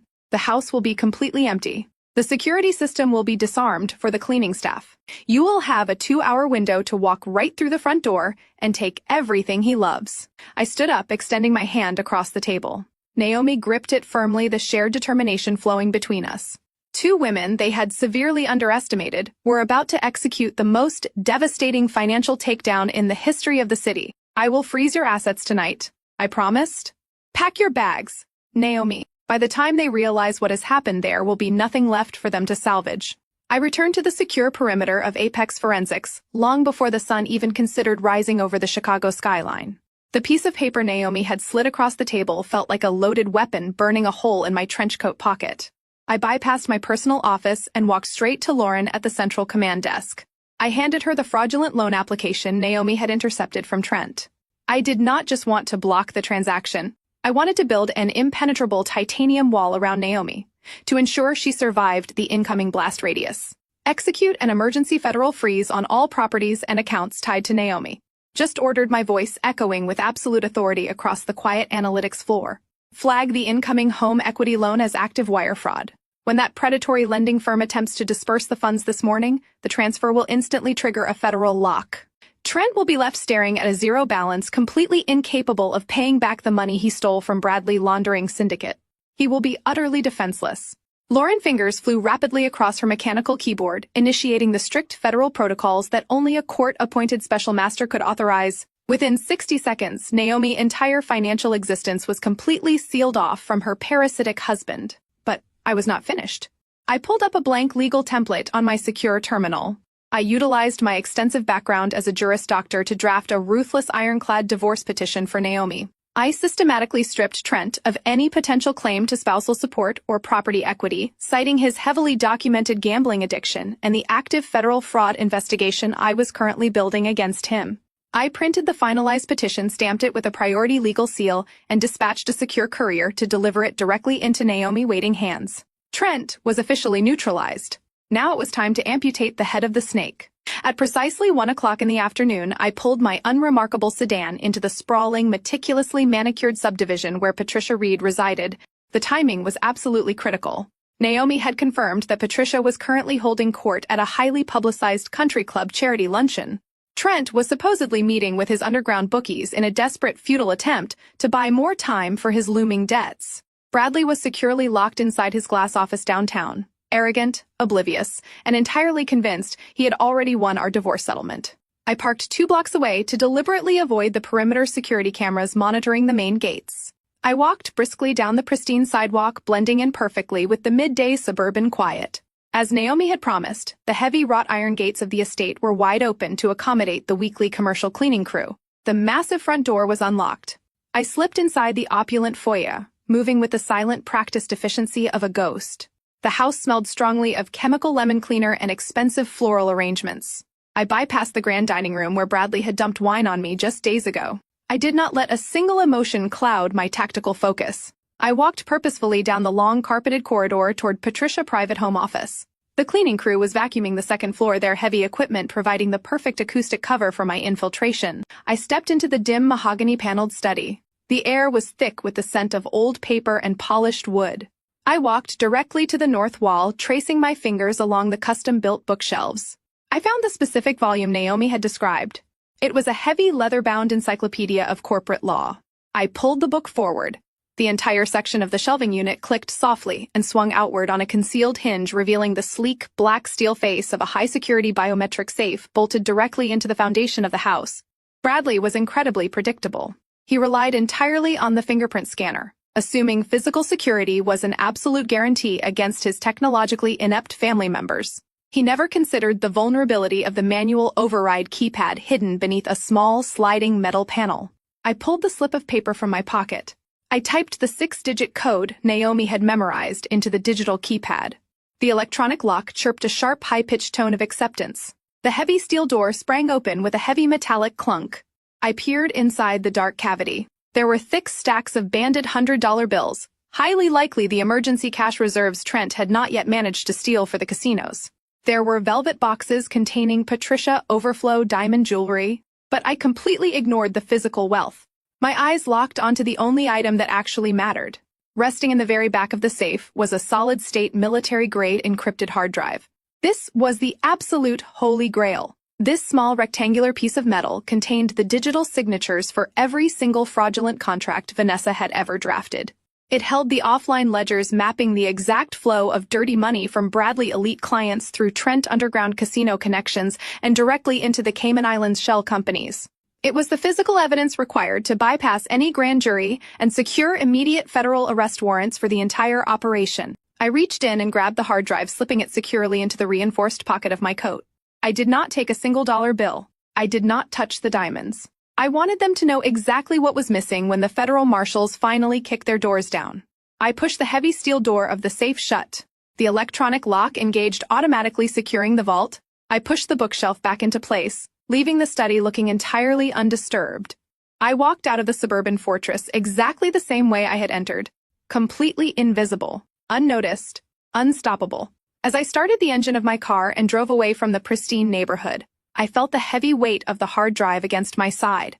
Bradley thought he had completely destroyed my life with a generic legal waiver and a $10,000 settlement offer. He had absolutely no idea that I was currently driving back to downtown Chicago, holding the exact weapon required to obliterate his entire existence. The trap was fully loaded. All I needed now was to walk into a federal courtroom and pull the trigger. I parked my unremarkable sedan in the secured underground garage of the Central Financial Tower. The encrypted hard drive was a heavy cold weight in the pocket of my trench coat. I bypassed the standard employee elevators and used my biometric clearance to access the private executive lift. It shot upward, carrying me back to the 42nd floor. The entire analytics division of Apex Forensics was waiting for my return. The atmosphere in the Situation Room was electric with anticipation. I walked straight to the main conference table and placed the black rectangular drive squarely in the center. Cameron and Lauren immediately went to work. They connected the device to a heavily isolated, air-gapped terminal. The military-grade encryption Bradley had purchased to protect his syndicate was robust, but it was absolutely no match for our federal decryption algorithms. I stood with my arms crossed over my chest, watching the massive digital wall as the progress bar rapidly filled. The firewall collapsed with a sharp electronic chime. The screen exploded with data. It was worse than Naomi had described. It was worse than I had initially mapped. The offline ledgers displayed a staggering level of financial depravity. There were thousands of fraudulent consulting contracts bearing Vanessa Digital's signature, deliberately hiding behind the shield of attorney-client privilege. There were direct wire transfers matching the exact amounts Trent had funneled through the underground casinos. And tying it all together was Bradley using his executive clearance at the investment bank to integrate the laundered cash into legitimate corporate hedge funds. We had just acquired the undisputed, unalterable proof of a massive racketeering conspiracy. My team did not sleep. For the next 14 hours, the entire floor operated in a state of hyper-focused silence. We cross-referenced every single offshore wire transfer with the forged legal documents Vanessa had drafted. We matched the casino payouts to the Cayman Island deposits. We linked Bradley's signed affidavit of financial disclosure, his sworn federal perjury, directly to the hidden accounts he swore did not exist. Every single piece of the puzzle locked into place, creating an inescapable steel cage of evidence. By dawn, the physical compilation of the evidence was complete. Lauren walked into my private office, holding a thick, securely bound stack of documents. She placed it carefully on the center of my glass desk. It was not just a collection of financial records. It was a fully realized, comprehensive federal indictment. I sat down in my leather ergonomic chair and looked at the cover page. The bold black text read, Forensic Accounting Report Number 402. This was the exact type of report that terrified Wall Street executives and brought down corrupt corporate empires. This was the document that Jonathan Cole and his arrogant law firm charged their clients millions of dollars to desperately fight against. And I was about to deliver it to them for free. I picked up my favorite heavy steel pen. I did not use a generic ballpoint pen like the one I had dropped on the mahogany table during that pathetic manufactured crying session. I turned to the final page of the comprehensive audit. I signed my name with sharp, aggressive, perfectly steady strokes. I signed it not as Cassidy Reed, the supposedly uneducated data entry clerk. I signed it as Cassidy Lawson, Juris Doctor, and Chief Director of Apex Forensics. I reached into the locked drawer of my desk and pulled out the heavy brass instrument that symbolized my ultimate authority. It was the official federal stamp of the court-appointed special master. I pressed the heavy brass down onto the scarlet ink pad. I aligned it perfectly next to my signature on the final page of Report 402. I pressed down with my entire weight. The stamp left a stark, brilliant red seal on the pristine white paper. That vibrant red ink legally transformed the stack of papers from a simple financial review into an undeniable federally mandated weapon. Initiate the dual routing protocol. I instructed Lauren, handing the sealed document back to her. We are executing a simultaneous strike. Lauren nodded, her expression sharp and entirely professional. She scanned the barcode on the cover page, digitizing the finalized sealed report into the secure federal network. Route the first copy directly to the family court docket.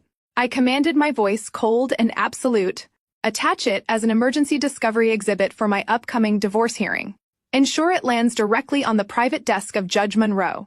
I want it filed as an immediate countermotion to their ridiculous $10,000 settlement offer and his fraudulent perjury affidavit. Lauren tapped the screen. Filed and confirmed. It is officially on Judge Monroe active docket. Now drop the guillotine, I said, leaning back in my chair. Transmit the master digital file to the Enforcement Division of the Securities and Exchange Commission. Copy the Financial Crimes Unit of the Federal Bureau of Investigation. Flag it as an active verified racketeering and money laundering syndicate involving a managing director of a major investment bank and a licensed corporate attorney. I watched the digital progress bar flash across Lauren's tablet. The transmission was encrypted, instantaneous, and entirely irreversible. The data shot through the secure fiber optic cables, landing simultaneously on the desks of the most aggressive federal prosecutors in the country. Transmission complete, Director Lauren announced, lowering the tablet to her side. The SEC and the Bureau have the master file. The trap is officially closed. I turned my chair to look out the floor-to-ceiling windows. The morning sun was just beginning to rise over the Chicago skyline, casting a harsh, unforgiving light across the financial district. Bradley was waking up in his luxury penthouse right now. Vanessa was probably wearing my silk robe, sipping expensive coffee, and dreaming about the brilliant legal career she thought she was building. Trent was panicking over his frozen home equity loan, entirely unaware that his domestic fraud was the absolute least of his incoming problems. Patricia was preparing to host another arrogant Sunday dinner. They were all walking, breathing corpses. Their entire world had just been legally incinerated, and the shockwaves simply had not reached them yet. They had spent years treating me like an ignorant, disposable peasant. They had gleefully dumped wine on my clothes, mocked my background, and attempted to leave me completely destitute on the street. They had demanded my absolute submission. I stood up from my desk and smoothed the front of my tailored black trousers. I was going to give them exactly what they asked for. I was going to walk into that federal family court hearing tomorrow morning. I was going to look them all dead in the eyes. And I was going to watch the absolute, devastating terror wash over their faces when the entire justice system crashed down on their heads. Federal family court was a theater of misery for most, but for the Reed family, it was simply another arena to display their perceived supremacy. I stood just outside the heavy oak doors of Courtroom 4B, listening to the muffled sounds of their absolute overconfidence filtering through the wood. Through the narrow rectangular glass panel, I could see them perfectly aligned in the gallery rows. Bradley sat with his long legs crossed, checking his luxury watch, and whispering something into Vanessa's ear that made her let out a sharp, grating laugh. Patricia sat rigidly beside them, draped in cashmere and heavy diamonds, looking around the austere courtroom as if the very air was completely beneath her standard. Trent was slouched on the end of the wooden bench, nervously tapping his foot, completely oblivious to the fact that his domestic fraud had already triggered a massive federal lock on his accounts. They were a portrait of arrogant, undisturbed privilege. They had gathered not just to support Bradley, but to actively participate in the spectator sport of my complete financial and emotional execution. I took a slow, steadying breath. I pushed the heavy oak doors open. I was not wearing a faded gray cardigan. I was not clutching a cheap canvas tote bag. I stepped into the courtroom, wearing a flawlessly tailored charcoal gray power suit that commanded absolute immediate respect. My hair was pulled back into a severe, sleek twist. My posture was perfectly straight, projecting the undeniable freezing authority of a woman who routinely directed federal investigations. The sharp, rhythmic clicking of my stilettos echoed like gunfire against the polished marble floor. Every single head in the gallery turned. The casual, arrogant laughter instantly died in Vanessa's throat. Patricia's mouth fell slightly open, her eyes darting aggressively over the sharp, expensive cut of my designer suit. Bradley dropped his hand from Vanessa, shoulder his smug expression fracturing into a look of profound, deeply unsettled confusion. They expected a broken, weeping victim begging for a $10,000 settlement. They were entirely unprepared for the apex predator walking down the center aisle. I bypassed the gallery completely and walked straight through the wooden swinging gate that separated the spectators from the legal counsel. Jonathan Cole was already standing at the petitioner table organizing his thick, intimidating stacks of legal briefs. He looked up, his predatory eyes narrowing sharply as he registered my drastic physical transformation. I did not give him the satisfaction of a greeting or even a nod. I walked directly to the respondent table, placed my sleek, reinforced leather briefcase down with a solid thud, and took my seat. A heavy, suffocating tension immediately filled the courtroom. The bailiff called the room to order as Judge Monroe emerged from his private chambers. He was a highly respected veteran of the federal bench, a man known for his razor-sharp intellect and absolute intolerance for courtroom theatrics. He took his seat, adjusted his reading glasses, and looked down at the thick docket file resting on his elevated desk. "We are here for the Asset Division and finalized settlement hearing in the matter of Reed v. Reed," Judge Monroe stated, his commanding voice echoing across the quiet room. He looked over at my table, his brow furrowing slightly when he saw I was sitting entirely alone, surrounded by empty chairs. "Mrs. Reed, the court notes that you have not filed a formal notice of representation. Who is your legal counsel today?" I stood up, buttoning my suit jacket with a smooth, practiced motion. I kept my voice perfectly level, projecting clear across the vast wood-paneled room. "I am appearing pro se, Your Honor. I will be representing myself in all matters pertaining to this divorce and the subsequent asset division." The exact moment the words left my mouth, Jonathan Cole let out a loud, highly theatrical scoff. He stood up abruptly, adjusting his silk tie, practically vibrating with condescending outrage. He wanted to crush me immediately before I could even present a single argument to the bench. "Your Honor," Cole boomed, utilizing his heavily practiced aggressive courtroom voice to completely dominate the space. With all due respect to the respondent, this is a highly complex high-asset divorce involving intricate corporate financial structures. Mrs. Reed is a remote administrative data entry clerk with absolutely zero formal legal training. Her decision to appear pro se is not just a profound waste of this court-valuable time. It is a blatant, desperate stalling tactic designed to harass my client. Cole stepped out from behind his polished table, pacing aggressively to command the attention of the judge. My client made a highly generous, completely voluntary settlement offer of $10,000 during mediation, an offer the respondent blatantly refused after staging an erratic, hysterical emotional breakdown in my conference room. She is fundamentally incapable of understanding the legal reality of her situation. She has no comprehension of asset division law. She lacks the basic vocabulary to even participate in the discovery phase. I formally request that the court dismiss any and all of her financial claims immediately due to her severe documented lack of legal understanding. She is completely out of her depth, and we demand an immediate summary judgment in favor of my client. From the gallery behind me, I could hear Patricia let out a soft, highly satisfied hum of agreement. Bradley leaned forward against the wooden railing, his arrogance fully restored by his high-priced attack dog. Vanessa was practically glowing with triumph. They thought Cole had just delivered the fatal blow. They thought the judge would look at my lack of a hired attorney, agree with the senior partner assessment of my intelligence, and throw me out onto the street with absolutely nothing. I did not interrupt the lawyer. I did not raise an objection. I simply stood at my table, maintaining absolute freezing eye contact with Judge Monroe, letting Jonathan Cole dig his own professional grave before I dropped the federal guillotine right on top of his neck. Judge Monroe clasped his hands together, his expression entirely unreadable as he stared down at the plaintiff table. He looked over his reading glasses at Jonathan Cole, acknowledging the senior partner. Aggressive demand for an immediate summary judgment before shifting his sharp, calculating gaze directly to me. Mrs. Reed, Judge Monroe said, his deep voice cutting through the heavy tension of the courtroom. Opposing counsel has made a highly forceful motion to dismiss your claims based on your lack of legal representation and your supposed inability to comprehend the financial complexities of this asset division. Do you have a formal response to this court before I issue my ruling? I did not flinch. I did not show a single ounce of the manufactured panic I had displayed in the mediation room just days prior. I reached down to the polished wooden table and unlatched my reinforced leather briefcase. The heavy metal lock snapped open with a sharp, definitive click that reverberated loudly across the silent room. I reached inside and pulled out the thick, securely bound stack of documents. The stark, brilliant red seal of the federal special master gleamed under the harsh fluorescent lights of the courtroom. Your Honor, I began, my voice perfectly steady and echoing with absolute, freezing authority. I am not here to argue over an insulting $10,000 settlement, nor am I here to waste the valuable time of this federal bench. I would like to formally submit a comprehensive financial discovery exhibit into evidence. I am submitting Forensic Accounting Report number 402 regarding the massive undisclosed and highly illicit hidden assets of the defendant, Bradley Reed. The exact second the words left my mouth, Jonathan Cole let out a booming, highly theatrical burst of arrogant laughter. It was a harsh, mocking sound, specifically designed to humiliate me completely and entirely discredit my presence in the room. In the gallery behind me, I could hear Bradley lean back against the heavy wooden bench and actually start chuckling aloud. He nudged Vanessa, who let out a sharp, condescending giggle of her own.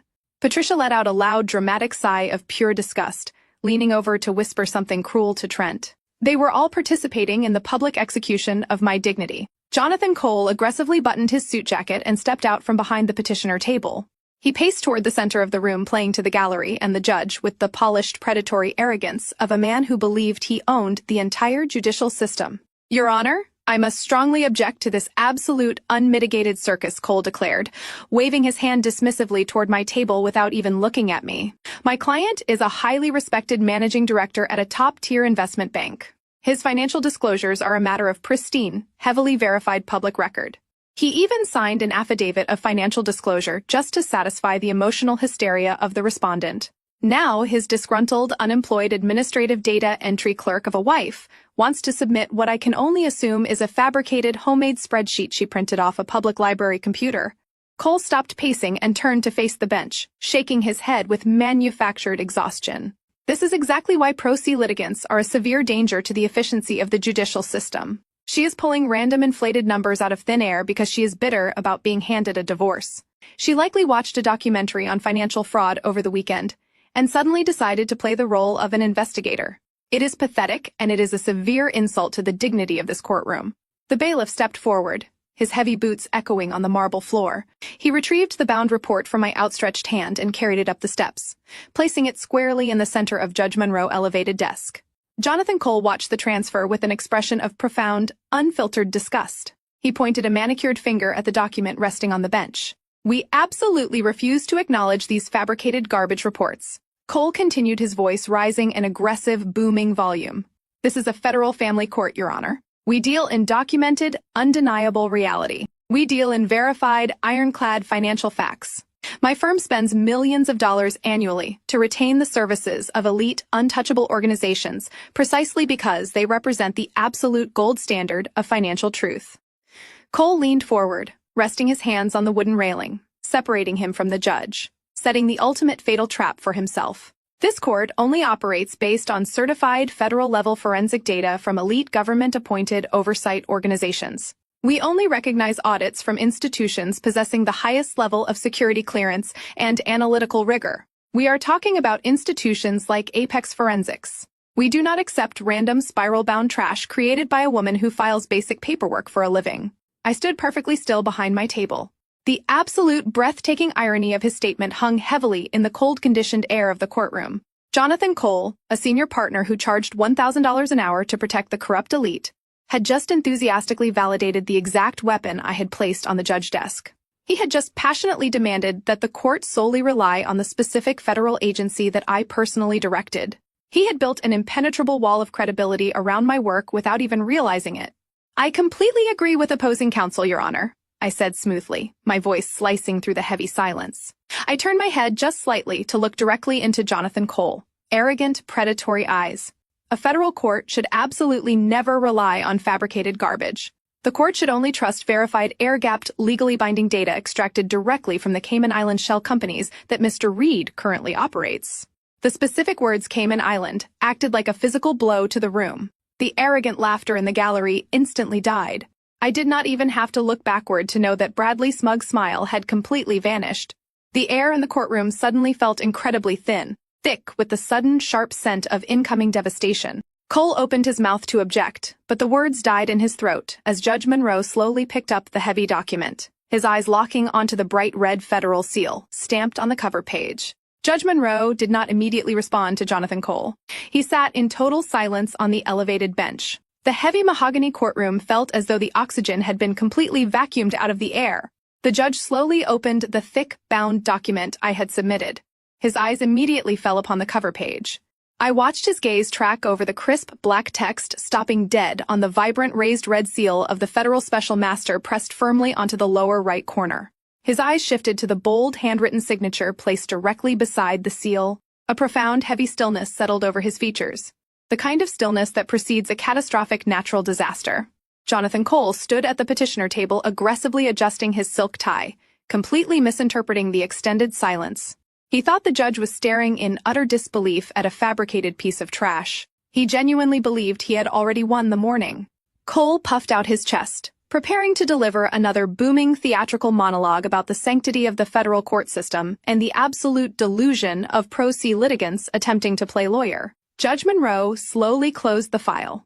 He reached up and methodically removed his reading glasses, placing them onto the polished wood of his desk with a soft, deliberate click.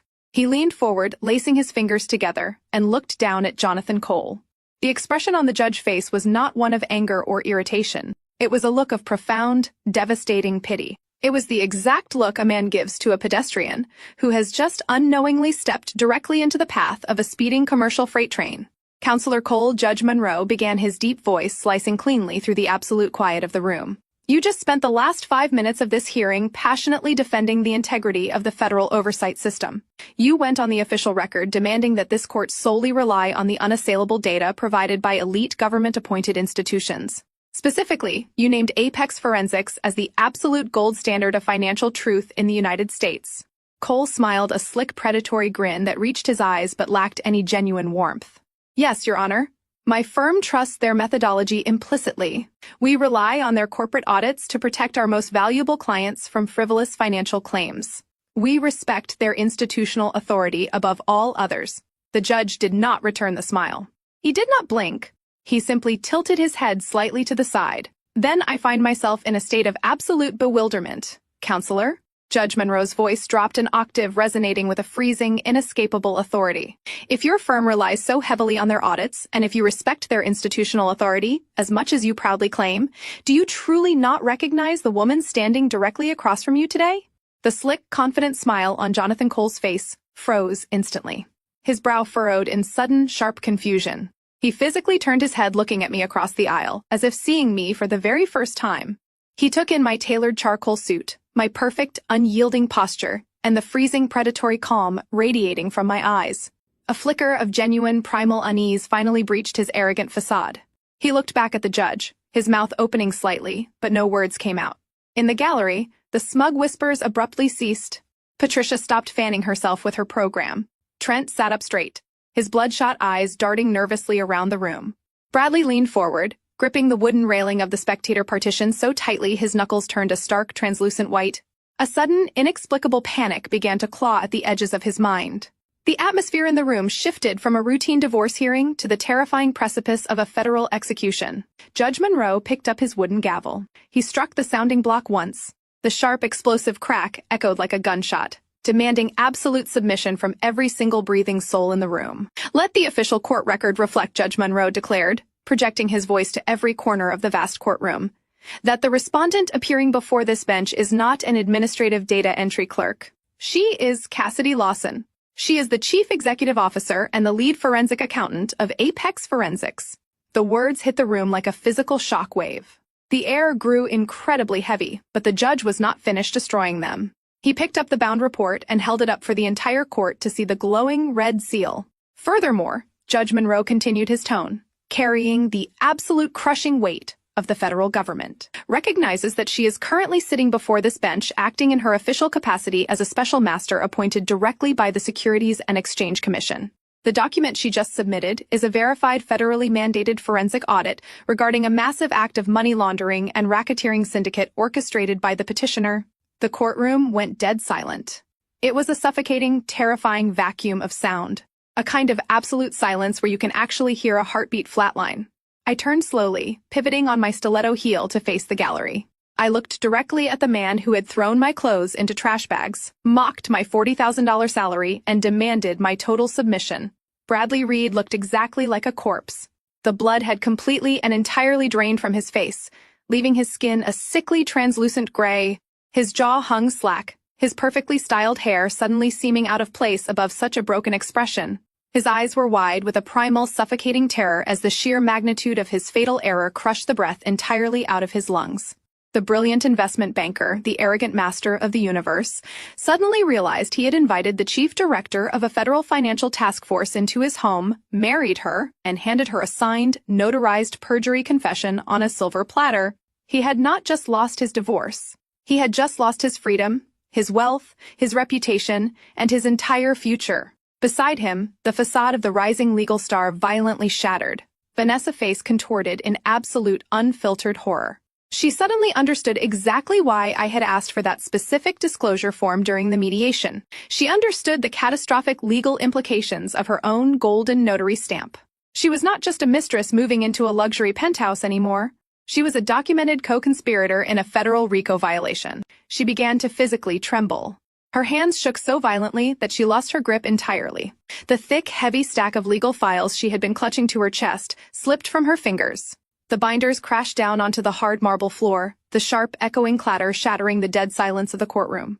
Papers spilled everywhere, a chaotic, messy reflection of their entirely ruined lives. Jonathan Cole stood frozen at his table, his mouth opening and closing without any sound coming out. He looked from the judge to the federal audit resting on the bench, and finally, to me. The senior partner realized in real time that his arrogant junior associate and his wealthy client had just dragged his prestigious law firm directly into the center of a federal criminal indictment. I did not smile. I did not gloat. I stood perfectly still, letting the absolute destruction of their arrogance wash over the room. They had demanded a brutal legal battle. I had just delivered a total, unmitigated slaughter. I did not give Jonathan Cole a single second to recover his breath or formulate a desperate defense. I turned back to face Judge Monroe, my voice ringing out with the lethal clinical precision of a federal prosecutor delivering a final execution order. "Your Honor, I stated, gesturing smoothly toward the red-sealed document resting on the elevated bench. As detailed in Section 1 of that report, Bradley Reed signed a sworn affidavit of financial disclosure yesterday morning during our mediation. He explicitly declared under penalty of perjury that he possessed no offshore assets. Section 2 contains the fully decrypted banking ledgers from his hidden Cayman Islands shell companies. Those ledgers prove with absolute forensic certainty that Bradley Reed is currently laundering over $4 million for corrupt corporate entities. A collective horrified gasp echoed from the gallery behind me, but I did not stop to let them process the devastation. I pointed directly at the pale, trembling junior associate standing next to my husband. Furthermore, I continued, my tone dropping to a freezing register. Section 3 outlines the fraudulent consulting contracts utilized to clean that illicit cash. Every single one of those fraudulent contracts was drafted, authorized, and digitally signed by Vanessa. She intentionally used her legal license and the prestigious reputation of Cole and Partners to shield federal financial crimes behind the veil of attorney-client privilege. She is not just a mistress. She is a fully documented co-conspirator in a federal racketeering syndicate. Jonathan Cole physically recoiled from Vanessa as if she had suddenly caught fire. The senior partner realized his entire career and his law firm were actively standing in the blast radius of a massive federal indictment. He immediately raised his hands, stepping entirely away from the petitioner table. "Your Honor," Cole stammered, his booming voice reduced to a panicked, frantic pitch. "My firm had absolutely no knowledge of these illicit activities. We formally withdraw our representation of Bradley Reed, effective immediately." Judgment Rowe did not even acknowledge the fleeing lawyer. He looked down at the forensic report, his jaw set in a rigid line of absolute judicial fury. He looked up, his sharp eyes locking onto the two criminals standing paralyzed before his bench. "Bradley Reed," Judgment Rowe commanded, his voice shaking the very walls of the mahogany courtroom, "you have committed blatant documented perjury in my courtroom. You have attempted to utilize the federal family court system to facilitate and conceal a massive international money laundering operation." The judge looked past my table and nodded sharply to the two heavily armed federal bailiffs stationed near the heavy oak doors. I had already coordinated with the Enforcement Division of the Securities and Exchange Commission before I walked into the building. The bailiffs had been waiting for the exact moment the evidence was formally entered into the court record. "Take them into custody," Judge Monroe ordered, striking his wooden gavel with a violent, explosive crack. The two bailiffs moved with terrifying tactical speed. They crossed the room in seconds. One officer grabbed Bradley by the shoulder, spinning the arrogant investment banker around and slamming him forcefully against the polished wooden table. Bradley let out a pathetic, breathless choke. He did not fight back. Not fight. He was completely paralyzed by the sheer, unmitigated shock of his entire world collapsing. The heavy metallic click of steel handcuffs locking around his wrists echoed sharply across the silent room. Vanessa completely lost her mind. She fell to her knees on the marble floor, sobbing hysterically. Her hands shaking so violently, she could barely hold them up for the second officer. "Please," she begged, her voice a shrill, desperate shriek. "I am a lawyer. I am a lawyer." "Not anymore," Judge Monroe stated coldly, looking down at her weeping form with pure disgust. "I am forwarding this forensic report directly to the State Bar Association with my personal recommendation for your immediate permanent disbarment. You will never practice law in this country again. Put her in irons." The second set of handcuffs clicked shut. The sound was absolute symphonic perfection. In the gallery, the reality of the federal raid finally hit Trent. He watched his untouchable younger brother get shackled and read his Miranda rights. Trent knew the forensic report contained the casino ledgers. He knew the federal agents would be kicking down his door in a matter of hours to arrest him for his role in the domestic money laundering lair. Pure animalistic panic took over his body. Trent shoved past his mother, knocking her heavy designer purse to the floor, and bolted toward the center aisle, desperate to escape through the back doors of the courtroom. He did not make it 3 steps. Naomi stepped gracefully out of her wooden pew and moved directly into the center aisle, completely blocking his path of retreat. She wore a stunning, perfectly tailored emerald suit. She looked like absolute royalty standing in front of a desperate, pathetic coward. Trent skidded to a halt, his chest heaving, looking at his wife with wild, bloodshot eyes. "Move," Naomi Trent hissed, trying to push past her. "I have to get out of here right now." Naomi did not flinch. She did not move a single inch. She reached into her designer handbag and pulled out a thick stack of legal documents stamped with a glowing priority seal. With a swift, incredibly satisfying motion, she slapped the heavy documents directly against his chest. Trent instinctively grabbed the papers before they fell, looking down in absolute confusion. "You are not going anywhere, Trent," Naomi said, her voice smooth, elegant, and laced with absolute, lethal authority. "Those are your finalized divorce papers. Attached to them is a federal court order executing a total immediate freeze on all of your bank accounts, your credit lines, and the fraudulent home equity loan you tried to take out against my property yesterday morning. You have exactly $0 to your name. You cannot even afford a bus ticket to run away." Trent stared at the legal freeze order, his mouth opening in a silent scream, as his entire escape plan instantly evaporated. He was completely trapped, bankrupt, and waiting for the federal agents to arrive. Patricia Reed finally broke. The matriarch who had spent the entire morning sneering at me, the woman who had demanded my absolute poverty and submission, let out a visceral, horrifying scream of absolute despair. She fell back against the wooden bench, clutching her chest, her diamond bracelets clinking uselessly against the wood. She watched in total helpless agony as both of her golden elite sons were utterly destroyed in the span of 5 minutes. Her legacy was ash. Her wealth was seized. Her social empire was permanently annihilated. I did not stay to watch them drag my ex-husband out in chains. I smoothly closed my reinforced leather briefcase, the sharp click signaling the absolute end of the war. I turned my back on the screaming mother, the weeping mistress, and the arrested banker. I walked calmly down the center aisle of the courtroom. Naomi turned and fell into step perfectly beside me. We did not look back at the chaos, the crying, or the destruction we had orchestrated. We pushed through the heavy oak doors, leaving the toxic, rotting legacy of the Reed family trapped inside their own custom-built cage. We walked out of the federal courthouse and stepped into the blinding, brilliant Chicago sunlight. The air felt incredibly clean. I took a deep breath, feeling the absolute triumphant weight of true freedom.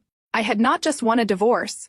I had protected my dignity, secured my financial future, and completely eradicated the monsters who tried to bury me. Naomi looped her arm through mine, a fierce, beautiful smile breaking across her face. We walked down the marble steps together, leaving the ruins of our past behind, ready to conquer the magnificent, untouchable lives we truly deserved. The story we just witnessed is an absolute masterclass in the fatal cost of underestimating others. Arrogance completely blinds people to the truth sitting right in front of them. Bradley and his toxic family mistook Cassidy's silence for weakness and her humility for incompetence. The most profound lesson here is that true power never needs to be loud, boastful, or performative. While the Reed family spent their time shouting their supposed superiority, belittling her background, and manufacturing a false reality to stroke their own fragile egos, Cassidy was quietly gathering facts. She did not waste her precious energy arguing with people who were absolutely committed to misunderstanding her. Instead, she let them talk. She allowed their overwhelming narcissism to make them profoundly careless. Furthermore, this narrative teaches us that our inherent worth is never defined by how abusive people treat us. When you are entirely confident in your own abilities and your own truth, you do not need to seek validation from those who actively try to tear you down. Cassidy and Naomi both recognized that their environment was specifically designed to break them. Rather than shrinking themselves to fit into that abusive dynamic, they built a flawless exit strategy based on undeniable evidence and unshakable self-belief. Financial independence and emotional control are your ultimate shields. Cassidy did not let her justified anger dictate her actions. She let her sharp intellect drive her strategy. They weaponized their arrogant assumptions against them. Ultimately, the greatest revenge against those who try to destroy you is not returning their petty cruelty. It is completely outsmarting them, permanently removing their power over your life and walking away entirely free. Let me know in the comments below if you have ever had to quietly outsmart someone who severely underestimated your true potential.